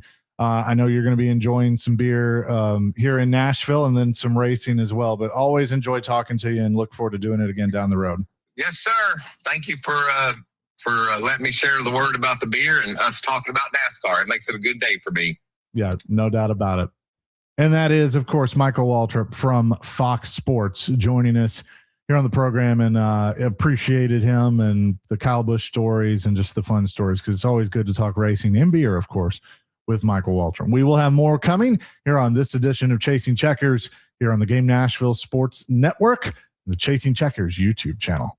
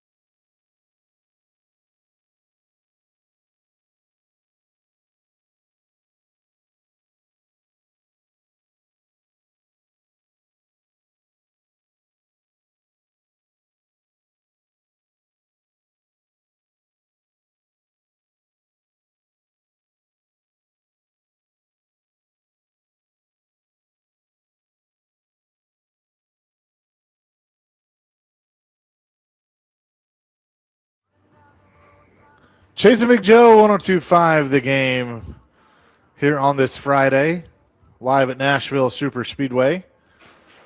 A little rain right now, but looking at the forecast, I think it's going to move out. I think we'll be all right. Always, man. Always think positive, buddy. Absolutely. Have it happen. Not a good afternoon for your Tennessee Balls baseball team. No, it is not. They're, what is it, 2-1? They're losing to East Carolina. The bottom of the ninth. Not good. 0-2 The count. Pirates. What is it? 0-2 count. With how many outs? No outs. No outs. No outs. So Vols at the bat. Need to rally.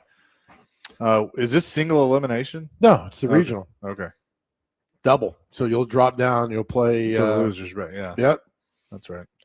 So Florida's up 3-0 on Ryder. Auburn was expected to get there. Milwaukee's beaten Auburn 11-3. Did you say there's a school called Ryder? Ryder, R-I-D-E-R. I've heard of it. I have no idea where it is. I have not even heard of it. Is it built by former NBA player Isaiah Ryder? Maybe. Let's look up where Ryder. I mean, I have no idea. I mean, I've heard it for years. I know a cat named Ryder, but I don't know a school. Let's see here.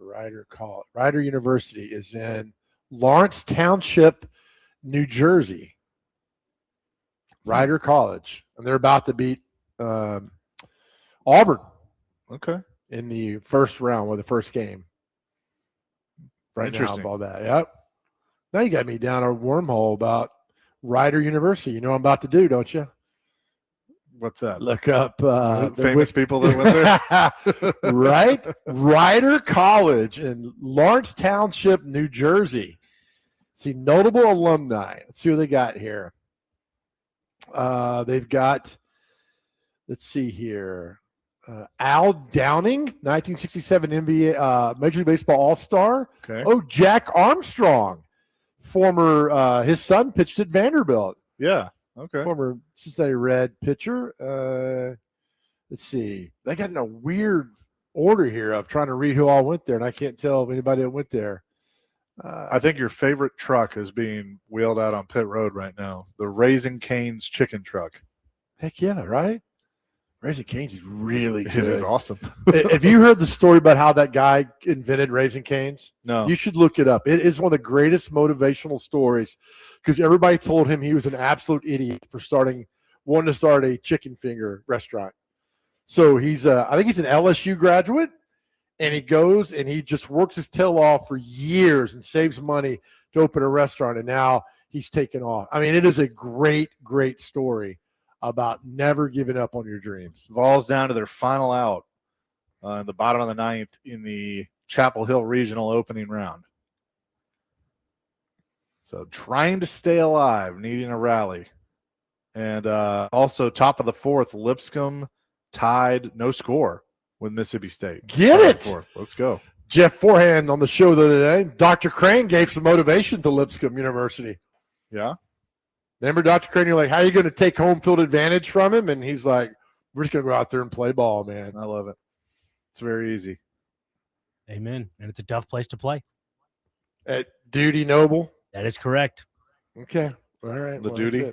By the way, the response, every time we throw out like a fun question and we know it's great, that still is. Oh my God. Taking over. Tennessee hit a home run. Home run. The Vols hit a home run. They sure did. A solo shot ties it up at 2. Bottom of the ninth with 2 outs. That's Kurt Gibson-ish right there. That's pretty awesome. Is that Ford? Henry Ford? Is his name Henry Ford? Who is that? That is wild. What are you watching the game on?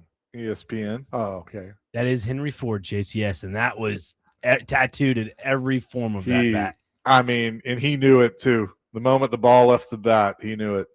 Iron inside, opened up the hips, and that ball went to left field, hit the trees, and came back into the field of play. That ball was sent. Oh, man. It's never over till it's over. Nope. So now the winning run at the plate for the Vols, as they were down 2-1 in the bottom of the ninth with 2 outs, and now it is tied at 2 with 2 outs. That is fantastic.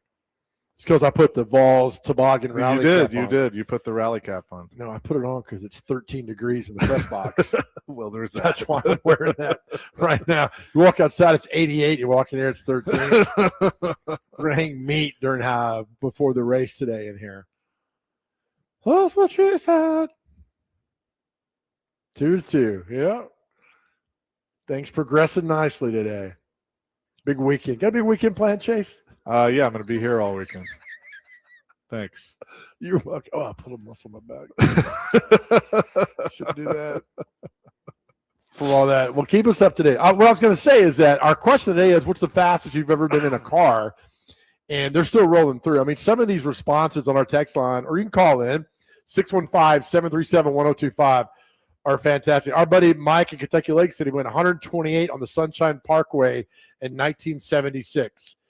I don't know how. I mean, that's just amazing to go that fast on the Sunshine Parkway. I get it if you're on 840, because there's a lot of stretch of 840 where there's nothing out there. But I'll tell you what, the police are starting to patrol 840 more and more. So your little 112 chaser wouldn't make it today. Well, big old ticket on the road couldn't do that anyway. That's a little too much for the. Well, you said you were with your mom and you got your first speeding ticket? No, it was my second one. Second one. Yeah. She was with you? Yeah. And my grandparents. That's the one in Texas? Yeah, it was my mom's fault too. Yeah, make sure you blame your sweet mom. Well, she was yelling at me for something. Well, she's telling me what to do, and then I missed that the speed limit changed, and then got a ticket. Do you know there's a place on Hillsborough Village that goes from like 40 to like 20 or 25? Yeah. I know what you're talking about. Right before you hit 440 right there, and that's where they used to catch a lot of people leaving Hillsborough Village going that way because the speed dropped. So always be aware of your speed unless you're Dustin and Hopkinsville, and you're going to go 170 regardless, no matter where you're going, as fast as you're going. 1030 says 140 on 840 in my new 1984 C5 Corvette. That was terrible. What? 140? Yeah. I mean, don't you have to ever, like, at what point do you get, like, when I did 121, I'll never forget looking down, seeing one, I mean, I was scared to death. Not of getting a ticket, but of a blowout in the tire. Our buddy Greg Pogue is listening. I would like to know his answer to this question of how fast, what's the fastest he's ever gone in what car and when it was and where it was. I'm sure he's got a story. Hey, like, we're in Bowling Green one time. I just got fired from this job, and I was heading home. Didn't want to go home. Was that after he forgot to dye the chicken at KFC? That's right. Or he threw leftovers at the owner's wife or something, some restaurant. Oh, man. I'm sure we'll get a response here in just a second. We're live at the Nashville Super Speedway for the Cracker Barrel 400 weekend as they're getting the track prepped for Truck Series practice and qualifying in the race a little later on tonight. We'll have more coming. You can call or text 615-737-1025. Chasing Big Joe, 1025 The Game.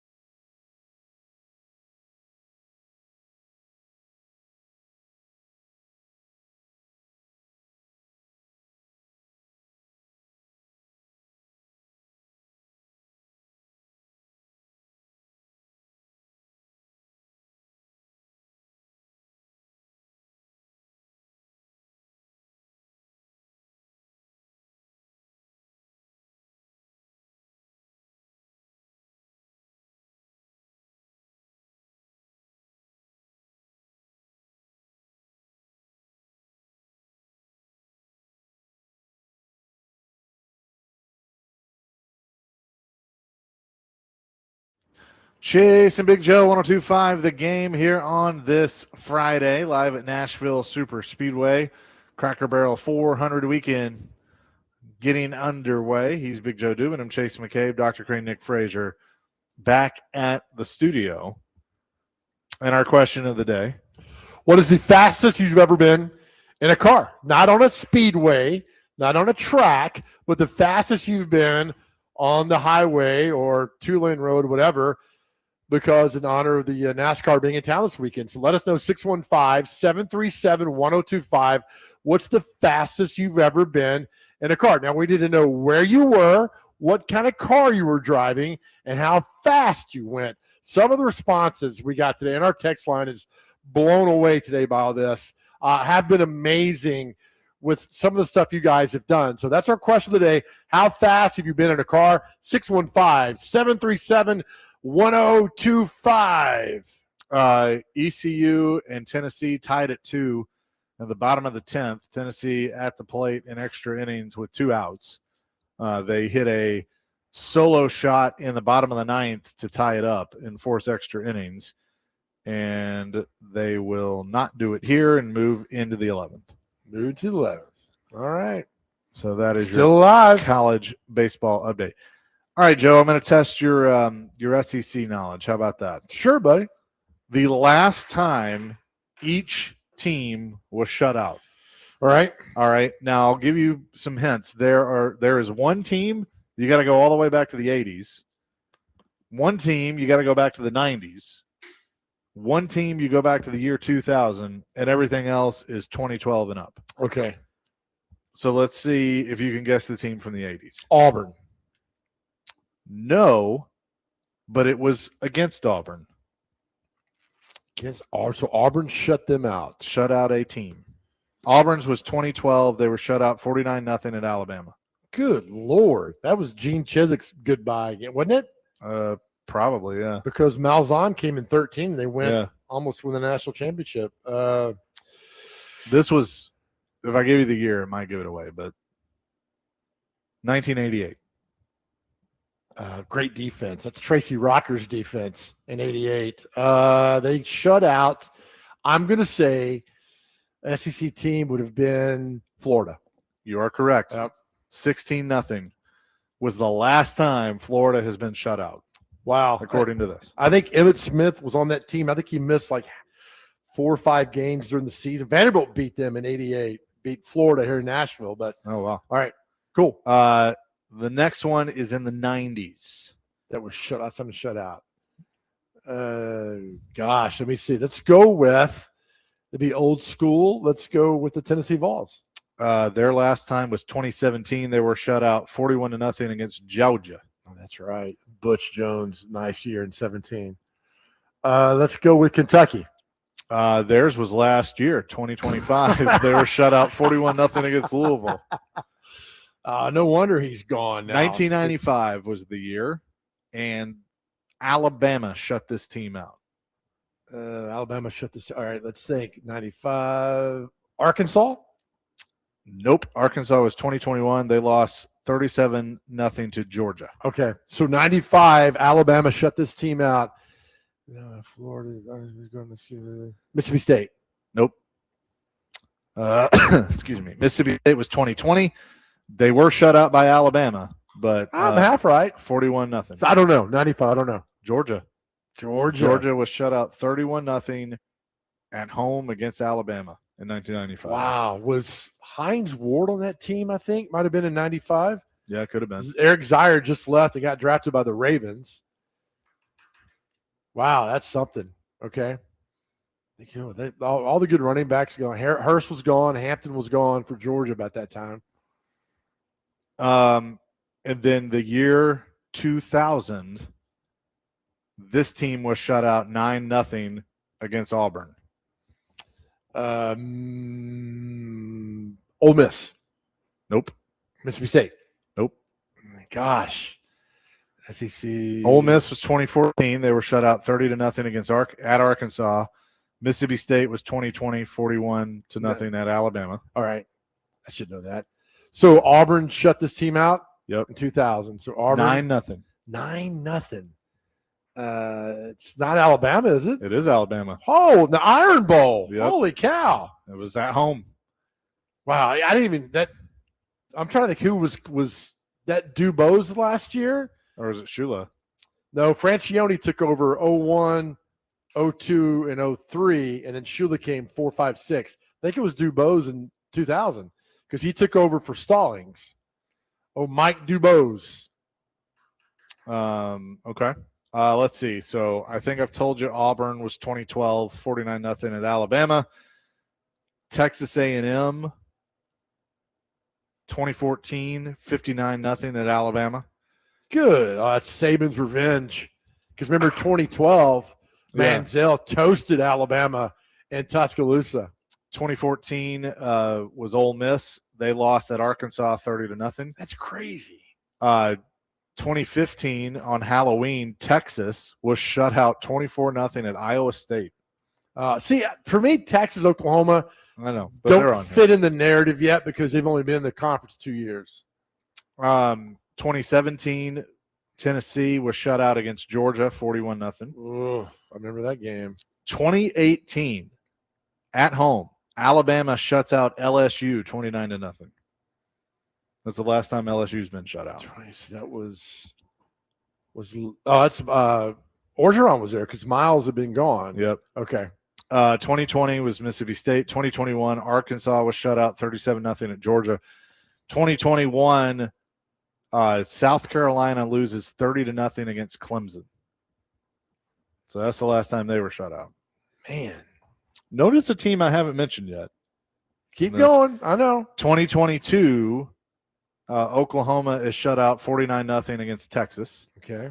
And then also in 2022, Vanderbilt is shut out 56-0 against Tennessee. Is that so? Comes Clark Lee's team. Yep. I was going to say Vanderbilt always managed to kick a field goal. Like there was a year that Alabama beat Vanderbilt 66-3, and they were able to get a field goal. I remember that one year that Tennessee beat Vanderbilt here really bad. They were able to get a field goal. So Vanderbilt's always been able to get a field goal to avoid shutouts, except for that. 2024, Missouri was shut out 34-0 at Alabama. And that's the last time for them. And then Kentucky was last year at Louisville. So Alabama has shut out 2, 3, 4, 5, 6 of these. Oh, gosh. Yeah, it makes sense, right? Makes perfect sense. And the funny thing is on this graphic, they have a picture of Derrick Henry at Alabama, but he's wearing number 27. I feel like that was like his freshman year because he wore 2. He did wear 2, yeah. I don't remember that. I just remember him in the Sugar Bowl getting some carries at the end. It might have been versus Oklahoma, and they were getting beat, and he ran all over them. They're like, all right, they got something for the next couple of years, and it was Derrick Henry. Yep. So a little fun thing. So you want to hear another Dustin and Hopkinsville story? He's called back in. Love it. All right, Dustin, what you got? What's up, guys? How y'all doing? We're good, man. So, hey, man, I got one question. Where did all the erectile dysfunction commercials go, first of all? I don't know. They all went limp. Well, I've got a theory. They solved the problem in Nashville. Big Joe, can you attest? Are things on the rise in Nashville? Chase was the one that did all the reads for him. We'll ask Chase. That's not true. No. Dude, they are so hilarious. Today? Anyways, hey, so I've got a story, and it ties into mine and my wife's anniversary when we got married. So, we dated like 6 months. I asked her to marry me on October 19th. And so that day, I had my 2 little girls. I was at my mom's, and me and my stepbrother went out in my 2014 V6 Mustang. All right. And they was pretty quick. It wasn't no V8. But we went to White Plains, Kentucky, and we had ordered some food to go. And already did a little peel out at the 4-way stop there in White Plains. And I looked to my right, and there sits an old state trooper in a Dodge Charger. And I said, oh, boy. So I got on the interstate, and I went south. And I knew there was a U-turn up there. And I figured if he seen me get on, and I got up there fast enough and pulled a U-ey, he wouldn't see me. So I threw it around, did the U-ey. I got up to about 110. And it was right at that time of day you could see headlights in the rear view, but it wasn't dark. Well, I get about a quarter mile down the road, and I see these headlights turn around at the U-turn. I was like, oh, boy, here we go. And I go to get off the exit, and Officer Ayers is who it was. He threw them blue lights on, and he about rear-ended me. He wanted me so bad. I was going like 103 and 70 when he caught me. Buddy, I rolled the windows down, put my hands 10 and 2 on the steering wheel. He said, step out of the vehicle as loud as he could. He's a big build. He's an older guy at that time. He's real old now. But I get out of the vehicle. I go put my hands on the back of the car. I said, get out of the way. I got to run the license plate. And he starts talking on the walkie-talkie or his little radio, calling it in. When he gets done, I said, sir, what'd you pull me over for? And he says, I got you going 103 and pulling an illegal U-turn. I said, man, when's the last time you had your radar gun calibrated? Oh, he said, get your hands behind your back. You're going to jail. I was like, for what, dude? Come on. I was like, come on, you're kidding. For speeding? So this isn't the end of the story. It gets good. The funny part's when he arrests me. So my little brother, he's 15 at the time. He's sitting in the car, and he hasn't really been through anything like this. And I was like, dude, what are you doing? He puts the cuffs on behind my back as tight as he can, puts me in the back of the car. I was like, dude, can you loosen these? And he's like, no. He said, I could be working child molesting cases, drug cases, and all this. I said, yeah, you could. I said, I'm going to get out of jail the next morning. I said, I don't have anything on my record, bud. So, yeah, you could. So just let me on my way. Man. I already knew I was going to jail. I was being a little butt. And so he says, I'm going to put them on. He said, but don't you try nothing. He said, I'm going to put them in the front. He does. I said, dude, what have I tried so far? You're arresting me for speeding. And he comes back there. He loosens them, puts them on the front, never puts my seatbelt on. My mom comes, gets my little brother. He won't let her talk to me. I'm laughing my butt off. And my mom, she's about 5'2", giving him up and down the road. He's about 6'4". And he comes and gets back in the car, and I noticed he had a check engine light on a low tire, and he looks like he's on the verge of retiring. He's probably a couple of years longer in the tooth than he should be as a cop. So we get coming off the exit, and I said, dude, what's the Kentucky state law on wearing a seatbelt? I said, you're worried about me speeding and all these drugs and stuff, but you want me wearing my seatbelt? He said, well, most people don't want it on because it hinders them. I said, dude, what's the law? He pulls over, puts his seatbelt on. We get going down the road. I said, dude, when's the last time you had this car serviced? I said, you could have a heart attack. We could blow a tire. You got a low tire check engine light on. I said, what the heck are you doing? You're worried about me speeding and safety, but you don't maintain your vehicle? I already knew I was going to jail. We get 2 miles from the Hopkins County Jail, and here's this roadblock. They're doing construction. He's like, well, I got to look up on GPS. I said, you've got to be kidding me. I said, I've got to spend more time with you. I said, get me to this jail. Like you're my chauffeur. Wow. I already knew. And I was giving it to him in a way which they could say I'd be a smart butt. But what did they do? I get to the jail, and they do the roll-up door, and this sheriff comes out, and he takes my wallet, and he sees I work at CSX. He sees my badge. He said, do you know so-and-so? I was like, yeah. He said, that's my dad. I was like, man, this couldn't be going any better for somebody going to jail. As he walked by, I said, bye, Officer Ayers. Have a good night. Man, but I got out the next morning. I tell you what, I didn't have a pillow, and there was like, I'm a white guy. I like to put race in this, but there's these 3 white guys, and they said, what'd you bring in here for us? I said, I didn't bring you a damn thing. They were pretty quick. And a black guy, the guy that gave me the pillow, he said, here, man, I got 2. You can have mine. But, man, it was my first time in jail, and I got through it pretty well, but Dustin. I don't want to go back. Dustin, that story's longer than my second marriage. But you should hear the one about where I ran. We're good. We're good for today. Thank you for the call, Dustin. Always appreciate it. That dude's lived 78 lifetimes. That's amazing. Man. That is amazing. Good Lord. They are drying the track here at Nashville Super Speedway as the trucks are scheduled to be on in about 45 minutes for practice, and it looks like might be all right for that. definitely going to be okay for the race. But They're going about as fast as Dr. Crane drives in the interstate. Yeah, Dr. Crane would like this, being able to just drive. Are they even going 3 miles an hour? No, but it's dry on the track. I mean, they do a couple laps and the thing's dry. So that's all they need to do. We'll have more coming here on Chasing Big Joe 105 The Game.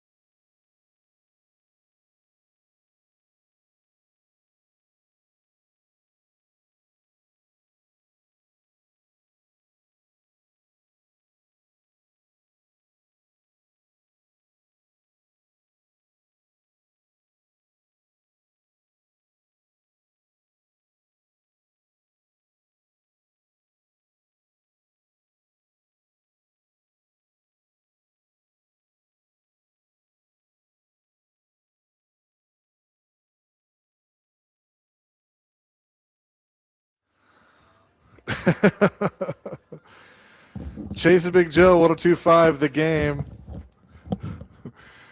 here on this Friday. People enjoyed that last story, I guess. Oh, they love big time. My friend Charles Ladd said that was the greatest story he's ever heard in his life. That's good. So we're live here at the Nashville Super Speedway, getting ready for night one with a little truck racing. So how does this back up? I hope the race goes tonight, but the race doesn't go, they do it in the morning? Yeah, potentially. They Potentially. What's the other Well, avenue? they would probably run it tomorrow. What's the most a cup race is backed up? I mean, is there ever been one like that have been postponed to a Wednesday? I feel like maybe. I feel like a Tuesday is what I remember. Okay. For rain. Now during COVID, they actually scheduled some on some Wednesdays and Thursdays. Oh, yeah. But as far as a delay because of the weather, yeah, to push it back. Because where are they next week? I don't even know. Chicago? No, they are. Just a moment. How you doing? You good? How we doing? Them good. They're at Pocono. Pocono. Yeah. And then the week after that, they do the inaugural. This is going to be cool. They're going to race on a naval base in San Diego. Is that like a street race? Yeah. So wow. like one of the long backstretch is going to be on a runway. That's cool. Naval base. All right. So let me ask you. So they go from here. Will they go back to Charlotte and switch haulers and cars and then go to Pocono? Yep. And then what they'll probably do is a few days earlier they'll send teams out to San Diego. Different car? Yeah. Okay. Different car. And then because they're in Southern California, San Diego on June 21st. Then they're in Northern California at Sonoma on June 28th. Oh, so it'll be out in the left coast for a while. Yep. And then Chicago for July 4th weekend. It all happens too fast, man. And then they go to Atlanta and North Wilkesboro and then Indianapolis. It's really, for the press box view looking down at the Speedway, we're very fortunate to be up here on the show today. But all the haulers, the RVs, I mean, it just in perfect synchronicity everywhere you go. I mean, it's just crazy. I mean, I know they do it each week, and I get all that, but to see it in person is something cool. It looks like kind of because I'm watching some of the cup haulers move, so it sounds like they're probably going to start bringing them in soon. And if you're facing the track to your left, where that kind of empty lot is, that's the cup garage. Watching them back those things in is pretty impressive. Oh yeah, they pack them in like sardines. They do. And I look out on the track, I see the Hunt Brothers Pizza. Yep. Shout out to our friends at Hunt Brothers. Shout out indeed. Hunt Brothers Pizza. Wilson Bank and Trust. JoJo's Bank. Is it? It is. Oh, nice. Uh-huh. Las Vegas has a sign, Cracker Barrel. This is good. We're just going to read the signs here. At Yeah, the track. enjoy the ride with us. What, Sports Illustrated has resorts now? Yeah, apparently they're building one here. So that's what okay. That's what that sponsorship is. Nice. Will we see Michael Jordan this weekend? I don't know. I haven't heard if he's supposed to be here or not. Does he not go to I think he goes to every race, doesn't he? Not every week. My favorite moment, and I told you this at the track out here, was 2009 when I was in the bathroom and the urinal next to the one and only Gene Simmons. Nice. And I was sitting there and, I'm look over and I'm like, holy cow, that's Gene Simmons. Guy, I didn't talk to him in the bathroom. We waited outside. Couldn't have been any nicer. Great. What's his real name? Like Hiram? Something like that. Yeah, he was a big advocate for the IRL back then. Yeah. Big time. And so he was great, man. But I was like, this is Gene Simmons. Didn't you see Pitbull? Yeah, I saw MJ here too. Nice. Like I was walking out of the media center and there was like 6 blacked out SUVs and I'm like, is Trump here? Like what's going on? Right. And it was for MJ. Oh, really? Wasn't he 6 of them for? I don't know. His entourage. I guess so. But who else? Mac in the middle, Frankie Muniz. Yep. Pitbull. I saw Derrick Henry. I saw Marshawn Lynch. I saw Alvin Kamara. Yeah, that's right. He was here. Yep. It's funny. One of the worst things I've ever seen somebody do was down there's Danica Patrick when there was a kid that had scheduled a time to get a picture with her and she blew right past him. Yep. And somebody said, "Hey, you're supposed to do," and she just like, "Nope," and kept walking. And I was like, "That you could have taken." Not surprised by that at all. Could have taken Danica Patrick 15 seconds to sign the autograph, get the picture, and walked on, but she just walked by. Another guy that was a jerk, Dario Franchitti. Really? I'll tell you right now, absolute. There are other words I like to say about him, And I don't care if he's here. I do not care. Extremely rude to people down on pit row. Yeah, I've heard that from many people about him, and I've witnessed it down there. Well, and Danica had such an opportunity to, just help the sport, move this, and she did. I'm not saying she didn't, but I witnessed it too. There were just she didn't want to have anything to do with anybody, and I did an interview with her one time, and I told her people, I'm like, hey, I'm good. I don't. She didn't want to be there, wanted nothing to do with it. And I was like, that's really unfortunate. Well, I think if you're a race car driver at any level, that fans are a massive part of what you do and who you are. Yeah, I agree. Huge. And she was a trailblazer because she was the first, woman to lead laps at Indianapolis 500 right. and, with Daytona and all her NASCAR stuff. And it just, I get there are some people that just don't do well, with crowds, but you kind of have to in a situation like that. Yeah. And she just didn't want anything to do with that. Cause I witnessed that several times with her, and it was a lot of times with kids. And it was just kind of like, really, that's how you're going to be. So first 10 right down there in the first pit, it was something I was like, oh, come on now. Yeah. It was really unfortunate. Well, and more coming to wrap up hour number 3 and the show in the week. Chasing Big Joe, 102.5 The Game.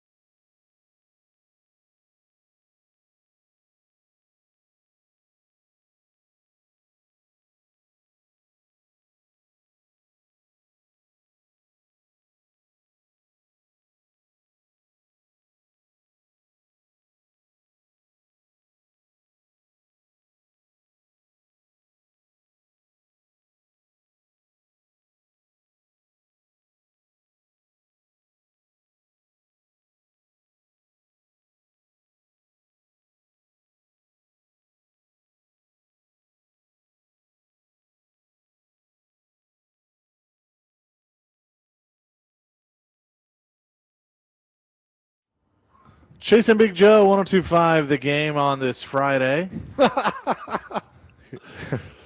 The response, this is very funny. 5102 says, I don't remember the fastest I've ever gone, but the slowest I've ever gone was the day I strapped my firstborn in the back seat leaving the hospital. I will tell you that is 100,000,000,000% accurate, man, because you absolutely become the most defensive driver in the world at that point when you're taking your kids home from the hospital. I'm going to need a police escort like a college football team. Oh, yeah, right? You'll need that. I'm telling you, man, that you're like, oh, my God. Then you get home, you're like, what now? Yeah. Now what do I do? Yeah. 3-day-old, what am I doing? What? I barely take care of myself. So Cody Campbell, who we were talking about earlier, the Texas Tech backer, I guess, went on Pat McAfee. Listen to this. He goes, it's become very clear that there are quite a few steers down in Austin and not very many bulls. Sark should have known when he opened his mouth that he better be ready to pack a lunch. We're ready to spot the ball. You name the place, and we'll be there. Oh, I love it. I love it. I love this too. But now, Texas is in a no-win right now. The only way they can win, you have to do it, is by winning. Yeah, that's it. You can't deny this and say we're not going to play, and they're like chicken, and they're like, all right, we'll play you. If I'm a coach or if I'm a player, I'll play you any place, anytime. If I'm the Texas football team, I am busting in Sark's office, going, Coach, let's make it happen. Let's do this. Yep. Like, let's go play them. Or you're going there saying, will you please shut up? Well, you're probably telling him pissed that off too, Ole Miss. You already pissed off the SEC. Now you got Texas Tech mad. I think you do it. Because it's not only a bad look for Texas, but now it's a bad look for the SEC. It is, but it makes Sarkisian look the absolute worst. I don't think this gets done. No. And I think Texas, we're in a contract and we're not going to do all that stuff. But man, I'd want to play. That's what I like, competition. You call me out, let's go, man. Immediately. You might whip my butt. I'm going to give you everything I got. Here's what you do. This is the perfect setup to what you do. I thought about this earlier. Texas Tech is willing to buy out Texas State, who's playing Texas, and Abilene Christian. Correct. You set up a deal at Jerry's World. You let Abilene Christian and Texas State play first at Jerry's World. You put them on a big stage, since they're being good sports about this. Play this Sunday. It's opening weekend, right? Right. There's no NFL. Yep. But you let them play at Jerry's World too. Yep. Saturday. On Saturday, and then you play this game Sunday at Jerry's World. The only thing you'd have to work out is who gets the game, ESPN or FS1. Yep. But I'm telling you, this might be a far-reaching thing if now you're like, all right, we're scheduled to play that. You get some rich boosters. Like, you know what? I don't want Clemson taking on Lenore Ryan week 1. I want Clemson to play Iowa State, and I will play you in Arrowhead Stadium. We're going to put $15 million. Who's stopping that? Who is stopping that? I don't know. It's a great question. I mean, both teams will be like, oh, here's a guarantee. You'll get $15 million from this guarantee. In the NIL era, you want every penny you can get. I'm sure there's people up top who are like, oh, God, this could be something that we're not fond of because we don't know where it could end and where it could stop. And this Texas Tech guy has billions. Yeah. Do whatever he wants. But I think, we talk about all the stuff that's bad for college football. I actually think this is good for college football because it's fun competition and you've had a coach run his mouth. Now he needs to back it up. And again, you have an opportunity to do something really cool, not only between these two Texas schools, but then, for Texas State and Abilene Christian as well, that you do a double header because here's what's going to happen, especially if you did it on the same day. The fan bases of Texas and Texas Tech will support those two smaller schools too, because it's like, hey, y'all are helping us out in being good sports about it. Well, I also think we have spent majority talking about this about on the field. Yeah. Like football on the field. What's going to happen? You got to settle it. Not like, hey, he's got NIL money and what's the NIL doing and what the transfer portal and blah, blah, blah. We're talking about an actual football game. And if I'm a player for either team, hell yeah, I want this. Yes. It would be awesome. But Texas is not going to do it because they're like, we got the schedule, and they do have a tough schedule, but they got into the SEC because of all this. Right. So I don't want to hear them crying about their schedule. That's part of being in the SEC. Now, the Ohio State game, great week 2 at home, whatever. But remember, in this great age of participation trophies, if you lose, you still can get in the playoffs. So it doesn't matter as much anymore. I agree with you. They won't do it. They'll come up with some BS reason why they won't do it. Do you think behind closed doors, though, they're kind of like, man, it would be kind of fun to do? Or do you think they're like, oh, wow, why'd you open your mouth? Absolutely they are. They'd do this because this is be something fun. Is this unprecedented? I don't recall. I think in today, like maybe not all time, but in today's age, I think it is. I mean, there's been other things like, hey, we're going to play you anytime, anywhere after the season, all that stuff. It never transpires. This is like, all right, let's go now. Let's stop talking. Let's do this and play and see what we can do. I like it, man. Yeah. I'm a fan. I think it would be cool. I mean, could you imagine if, like, what would be the equivalent of this in Tennessee? Because Vanderbilt, Tennessee already play. It's got to be within a state where the two teams aren't in the same conference. Yeah. Like, and the two teams. Florida, Miami. Right. Yeah. Yeah. I would agree with that. But FSU and Florida already play, but Florida, Miami. Yeah. Or what's another? Texas, of course, got 1,000 colleges. But where would be anything else? Iowa State already play. Yeah. Would Ohio State, Cincinnati be on that level? Potentially. I mean, I think you have to. It'd be like if Middle was really good in Tennessee or Vanderbilt. But they got to be level. But they got to be, the football teams have to be. I'm trying to think of Virginia Tech play each other. Arkansas is in the school there. Missouri's there's not one. Kansas State play each other. Maybe Missouri, Kansas. Maybe that's a yeah. Is that could be one? Intra. What about like Cal and USC now that they're in different conferences? Could be. Yeah, that's one. Cal's in the ACC. USC's in the Big Ten, right? Yeah. Iowa State, but they always play each year. Yeah, they play. So that's not Florida that's State always plays. Anything in Michigan? No, Michigan State play. play. I'm trying to go down the geography of the United States straight down. Nebraska's got. I'd say like Nebraska, Oklahoma play again like they did in the 80s and 90s. That's very cool. But I don't think on this level there's nothing else. Well, does Oklahoma State play anymore? No, they don't. There you go. That's the one. Yeah. Right. Georgia Tech play. Yep. So there's not. I'm trying to go back. Alabama, Auburn play. Nobody in that state. Louisiana's got nobody. No. Just LSU. On the Power 4 level. LSU. You could. The closest thing would be like Tulane, LSU. What's in it for LSU though? Yeah, that's the thing. It's like, what's in it for them? Like when Vanderbilt plays, I like to see Vanderbilt play MTSU every year. I agree. But the question is, what's in it for Vandy? Yeah. Why? If you lose, you're like, if you win, like, you're supposed to win that game. Yeah. So let's get it done. I think this keeps going on and on and on. And the fact that guy jumped on McAfee today to talk about it is even more fueling the fire. Look, whether it happens or not, Pitt, Penn State. Somebody said that. Yes, that might be up there right below Texas Tech, because they played forever. Yeah. They don't play anymore at all. 3888 says Notre Dame versus anybody, but they're scared. Yeah, they're trying to get the USC game back on the schedule. Going to the ACC is just dumb. Just go ahead. I agree. They should have always joined the Big Ten. I know. I don't know why they didn't do that. Whether this happens or not, and it probably won't, this is fun. It's fun to talk about this. Heck yeah, it is. 2459 says South Carolina, Clemson. They play every year. Yep. They sure do. But it would be the same thing if they didn't, like if they quit playing. Yeah.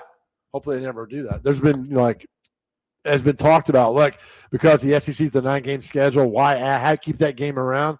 Look, man, fans want that game. Does North Carolina and Wake Forest or NC State, do they all play every year? Sure do. Yeah. Still in the ACC, all of them. But the Pitt, Penn State, that's the one. I don't think you're going to top that one at all. Yeah, that's a good one. That's really because I can't think of. You said Ohio State, Cincinnati, which yeah. Now that Cincinnati's gotten into the Big 12. Big 12, yeah, Yeah. that's part of it. But there's a few out there. Oklahoma State's a good one. Penn State, Pitt, but now that Texas and Texas Tech is get out there. What about again?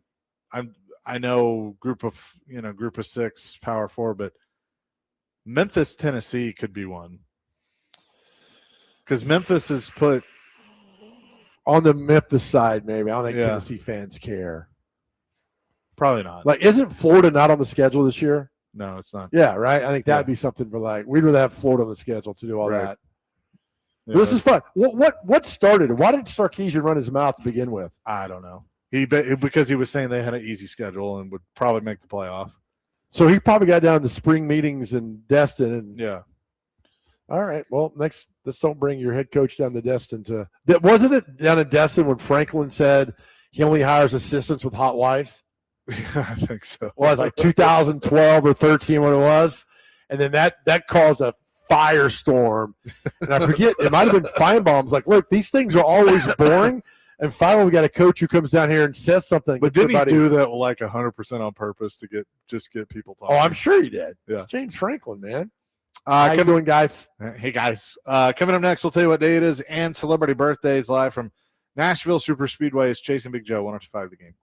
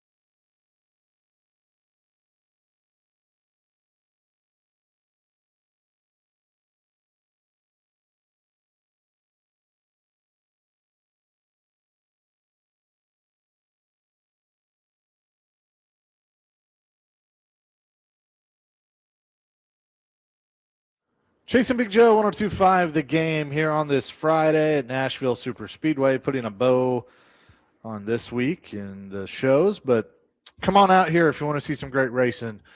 Tonight, the Allegiance 200 Craftsman Truck Series race. Tomorrow, the Sports Illustrated Resorts 250 O'Reilly Auto Parts Series race. And, of course, the Cracker Barrel 400, the Cup Series on Sunday. You can hear it all on 102.5 The Game starting tonight. But appreciate them for having us out here, and I'll be here all weekend. Joe, you're going to stick around. I am. For a little bit. I'm driving with Mike Organ later on. So okay. Yeah, thank you. Yeah, that'll be fun. Are you spotting for him? Or? I am. Okay. On bench press and the squat rack. Get it done. Mike Organ in the Tennessean truck. That's right. Mike, you've been here so long. We want to reward you by putting you in a truck race. See how that goes. Watch him win it. God, the biggest nightmare. Mike Organ wins the truck race. Be awesome. He stands up with that guitar. Oh, God. I'd smash it over his head. With that, let's get to what day is it and celebrity birthdays. Okay, first on this, we have End of the Middle Ages Day today, European Neighbors Day, International Days of United Nations Peacekeepers, Learn About Composting Day, National 529 Day, also known as College Savings Day or College Savings Plan Day. I thought you were going to say National 5'2" Day. I'm like, oh, Dr. Crane's got his own day. I wish. National Biscuit Day is today. Pillow, let's see, put a pillow on your fridge day, World Digestive Health Day, Paperclip Day, National Heat Awareness Day, and the last one definitely cannot neglect it at all, International Cockavin Day, also known as International Rooster with Wine Day. What's the first thing you said? It is known as International Cockavin Day. It is also known as International Rooster with Wine Day. I've said before, I like when you read it. It's very spontaneous. We might have you start reading these before we go in the air. Well, I looked up the pronunciation. Just wanted to make sure I was right, and it that's the proper pronunciation. I'm sure you were right. This little thing called the FCC that we're worried about. Right, that's okay. But if there's another term for it that you've got us, that's good. All right, thank you for that. All right, time for celebrity birthdays. Get these within 2 years. At the track today, and honor me at the track today. Chase, you'll get to go first. Our first birthday, Chase, how old is Ken Schrader today? Ken Schrader, I'm going to say 64. 63. 71. Wow. Way off. Dr. Crane, how old is former Cincinnati Red All-Star Eric Davis, World Series champion? Eric Davis. Eric Davis is 58. 57. 64. Chase, how old is Carmelo Anthony today? He is 46. 44. 42. Dr. Crane's on the board with 1. Dr. Crane, how old is the guy who created the Simpsons theme, Danny Elfman? 70. 81. 73. Chaser, how old is LaToya Jackson today? 63. LaToya is 67. 69. Dr. Crane's up 2-0. Dr. Crane, how old is Warren Beatty's wife, Annette Benning? 63. 70. 68. Chase on the board, 2-1. Chaser, how old is, man, she's my granddaughter. Today is her birthday, Riley Keough. I miss her so much. Is this me? Yes. Elvis's granddaughter, Riley Keough. Today's her birthday. 42. 40. 37. 42 was how old Elvis when he passed away. That's true. All right, Dr. Crane, how old is he played Buffalo Bill and Silence of the Lambs, Ted Levine? 60. 77. 69. Nice. Chaser, how old is singer Melissa Etheridge? 64. 58. 65. We're tied at 2. Dr. Crane, how old is actress Lisa Whelchel? She was Blair on The Facts of Life. The Facts of Life. Let's go with 78. 62. 63. Chase up 3-2. Chase, how old is guitar player Noel Gallagher of Oasis? 58. 54. 59. Chase up now, 4-2. Here we go. Dr. Crane, how old is the singer J-Ski McGowan of the Quad City DJs? What a name. Let's go. Space Jam. 62. 56. 59. Chaser, how old is singer Melanie Brown? She is Scary Spice of the Spice Girls. Mel B. Mel B. 52. 51. 51 exactly. We're tied at 4. It's come down to this last one right here. All right, Dr. Crane, how old is rapper Playa Poncho? Never heard of that rapper in my life. Same. What do you make about yourself, Joe? Let's see. I'm going to go with 48. 47. 51. Chaser, how old is singer Fonseca? 38. 40. 47. Dr. Crane, how old is the lead guitar player Chan Conchilla of Blues Traveler? 57. 67. At the buzzer, Dr. Crane gets it. He's 57 exactly. Oh, nice. Man, well done, buddy. Thank you. Very well done. Wow, you haven't done a walk-off, since Flipper was a minnow, man. It's been a while. Well done. That is going to do it for us here today. Thank you to Nashville Super Speedway for having us out here. Is it still 2-2, or did ECU just score? ECU just scored on a sacrifice bunt, and now it's 3-2 ECU, and it looks like the Tennessee catcher was injured on the play.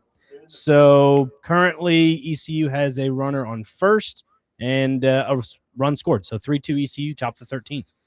Okay. All right. So we'll keep you updated on that. Hey, a big weekend coming up to our guys out there listening. Last thing I want you to do this weekend, if you are struggling, is to go home and just sit on your couch and think about life. Don't do that. Get out, explore, do something for yourself. It's not selfish. It's deserving. No, there's people out there that love you, and it's okay. Some days are rough. They're tough. Some days you just got to ask God for a break. He's going to provide that for you. Also, listen, in your struggle and your things are going on, please know this. In your life, you still haven't met all the people who are going to love you. That's why I need you here. You still haven't met all the people in your life who are going to love you. It's okay if you have a bad day. We're here for you. Reach out anytime and talk to us. I think you're doing fantastic. We love you guys so much, and know importantly, more than anything else in the world, know how much God loves you. Amen to that. Peace, love, rock and roll DVD coming your way next here on 102.5 The Game.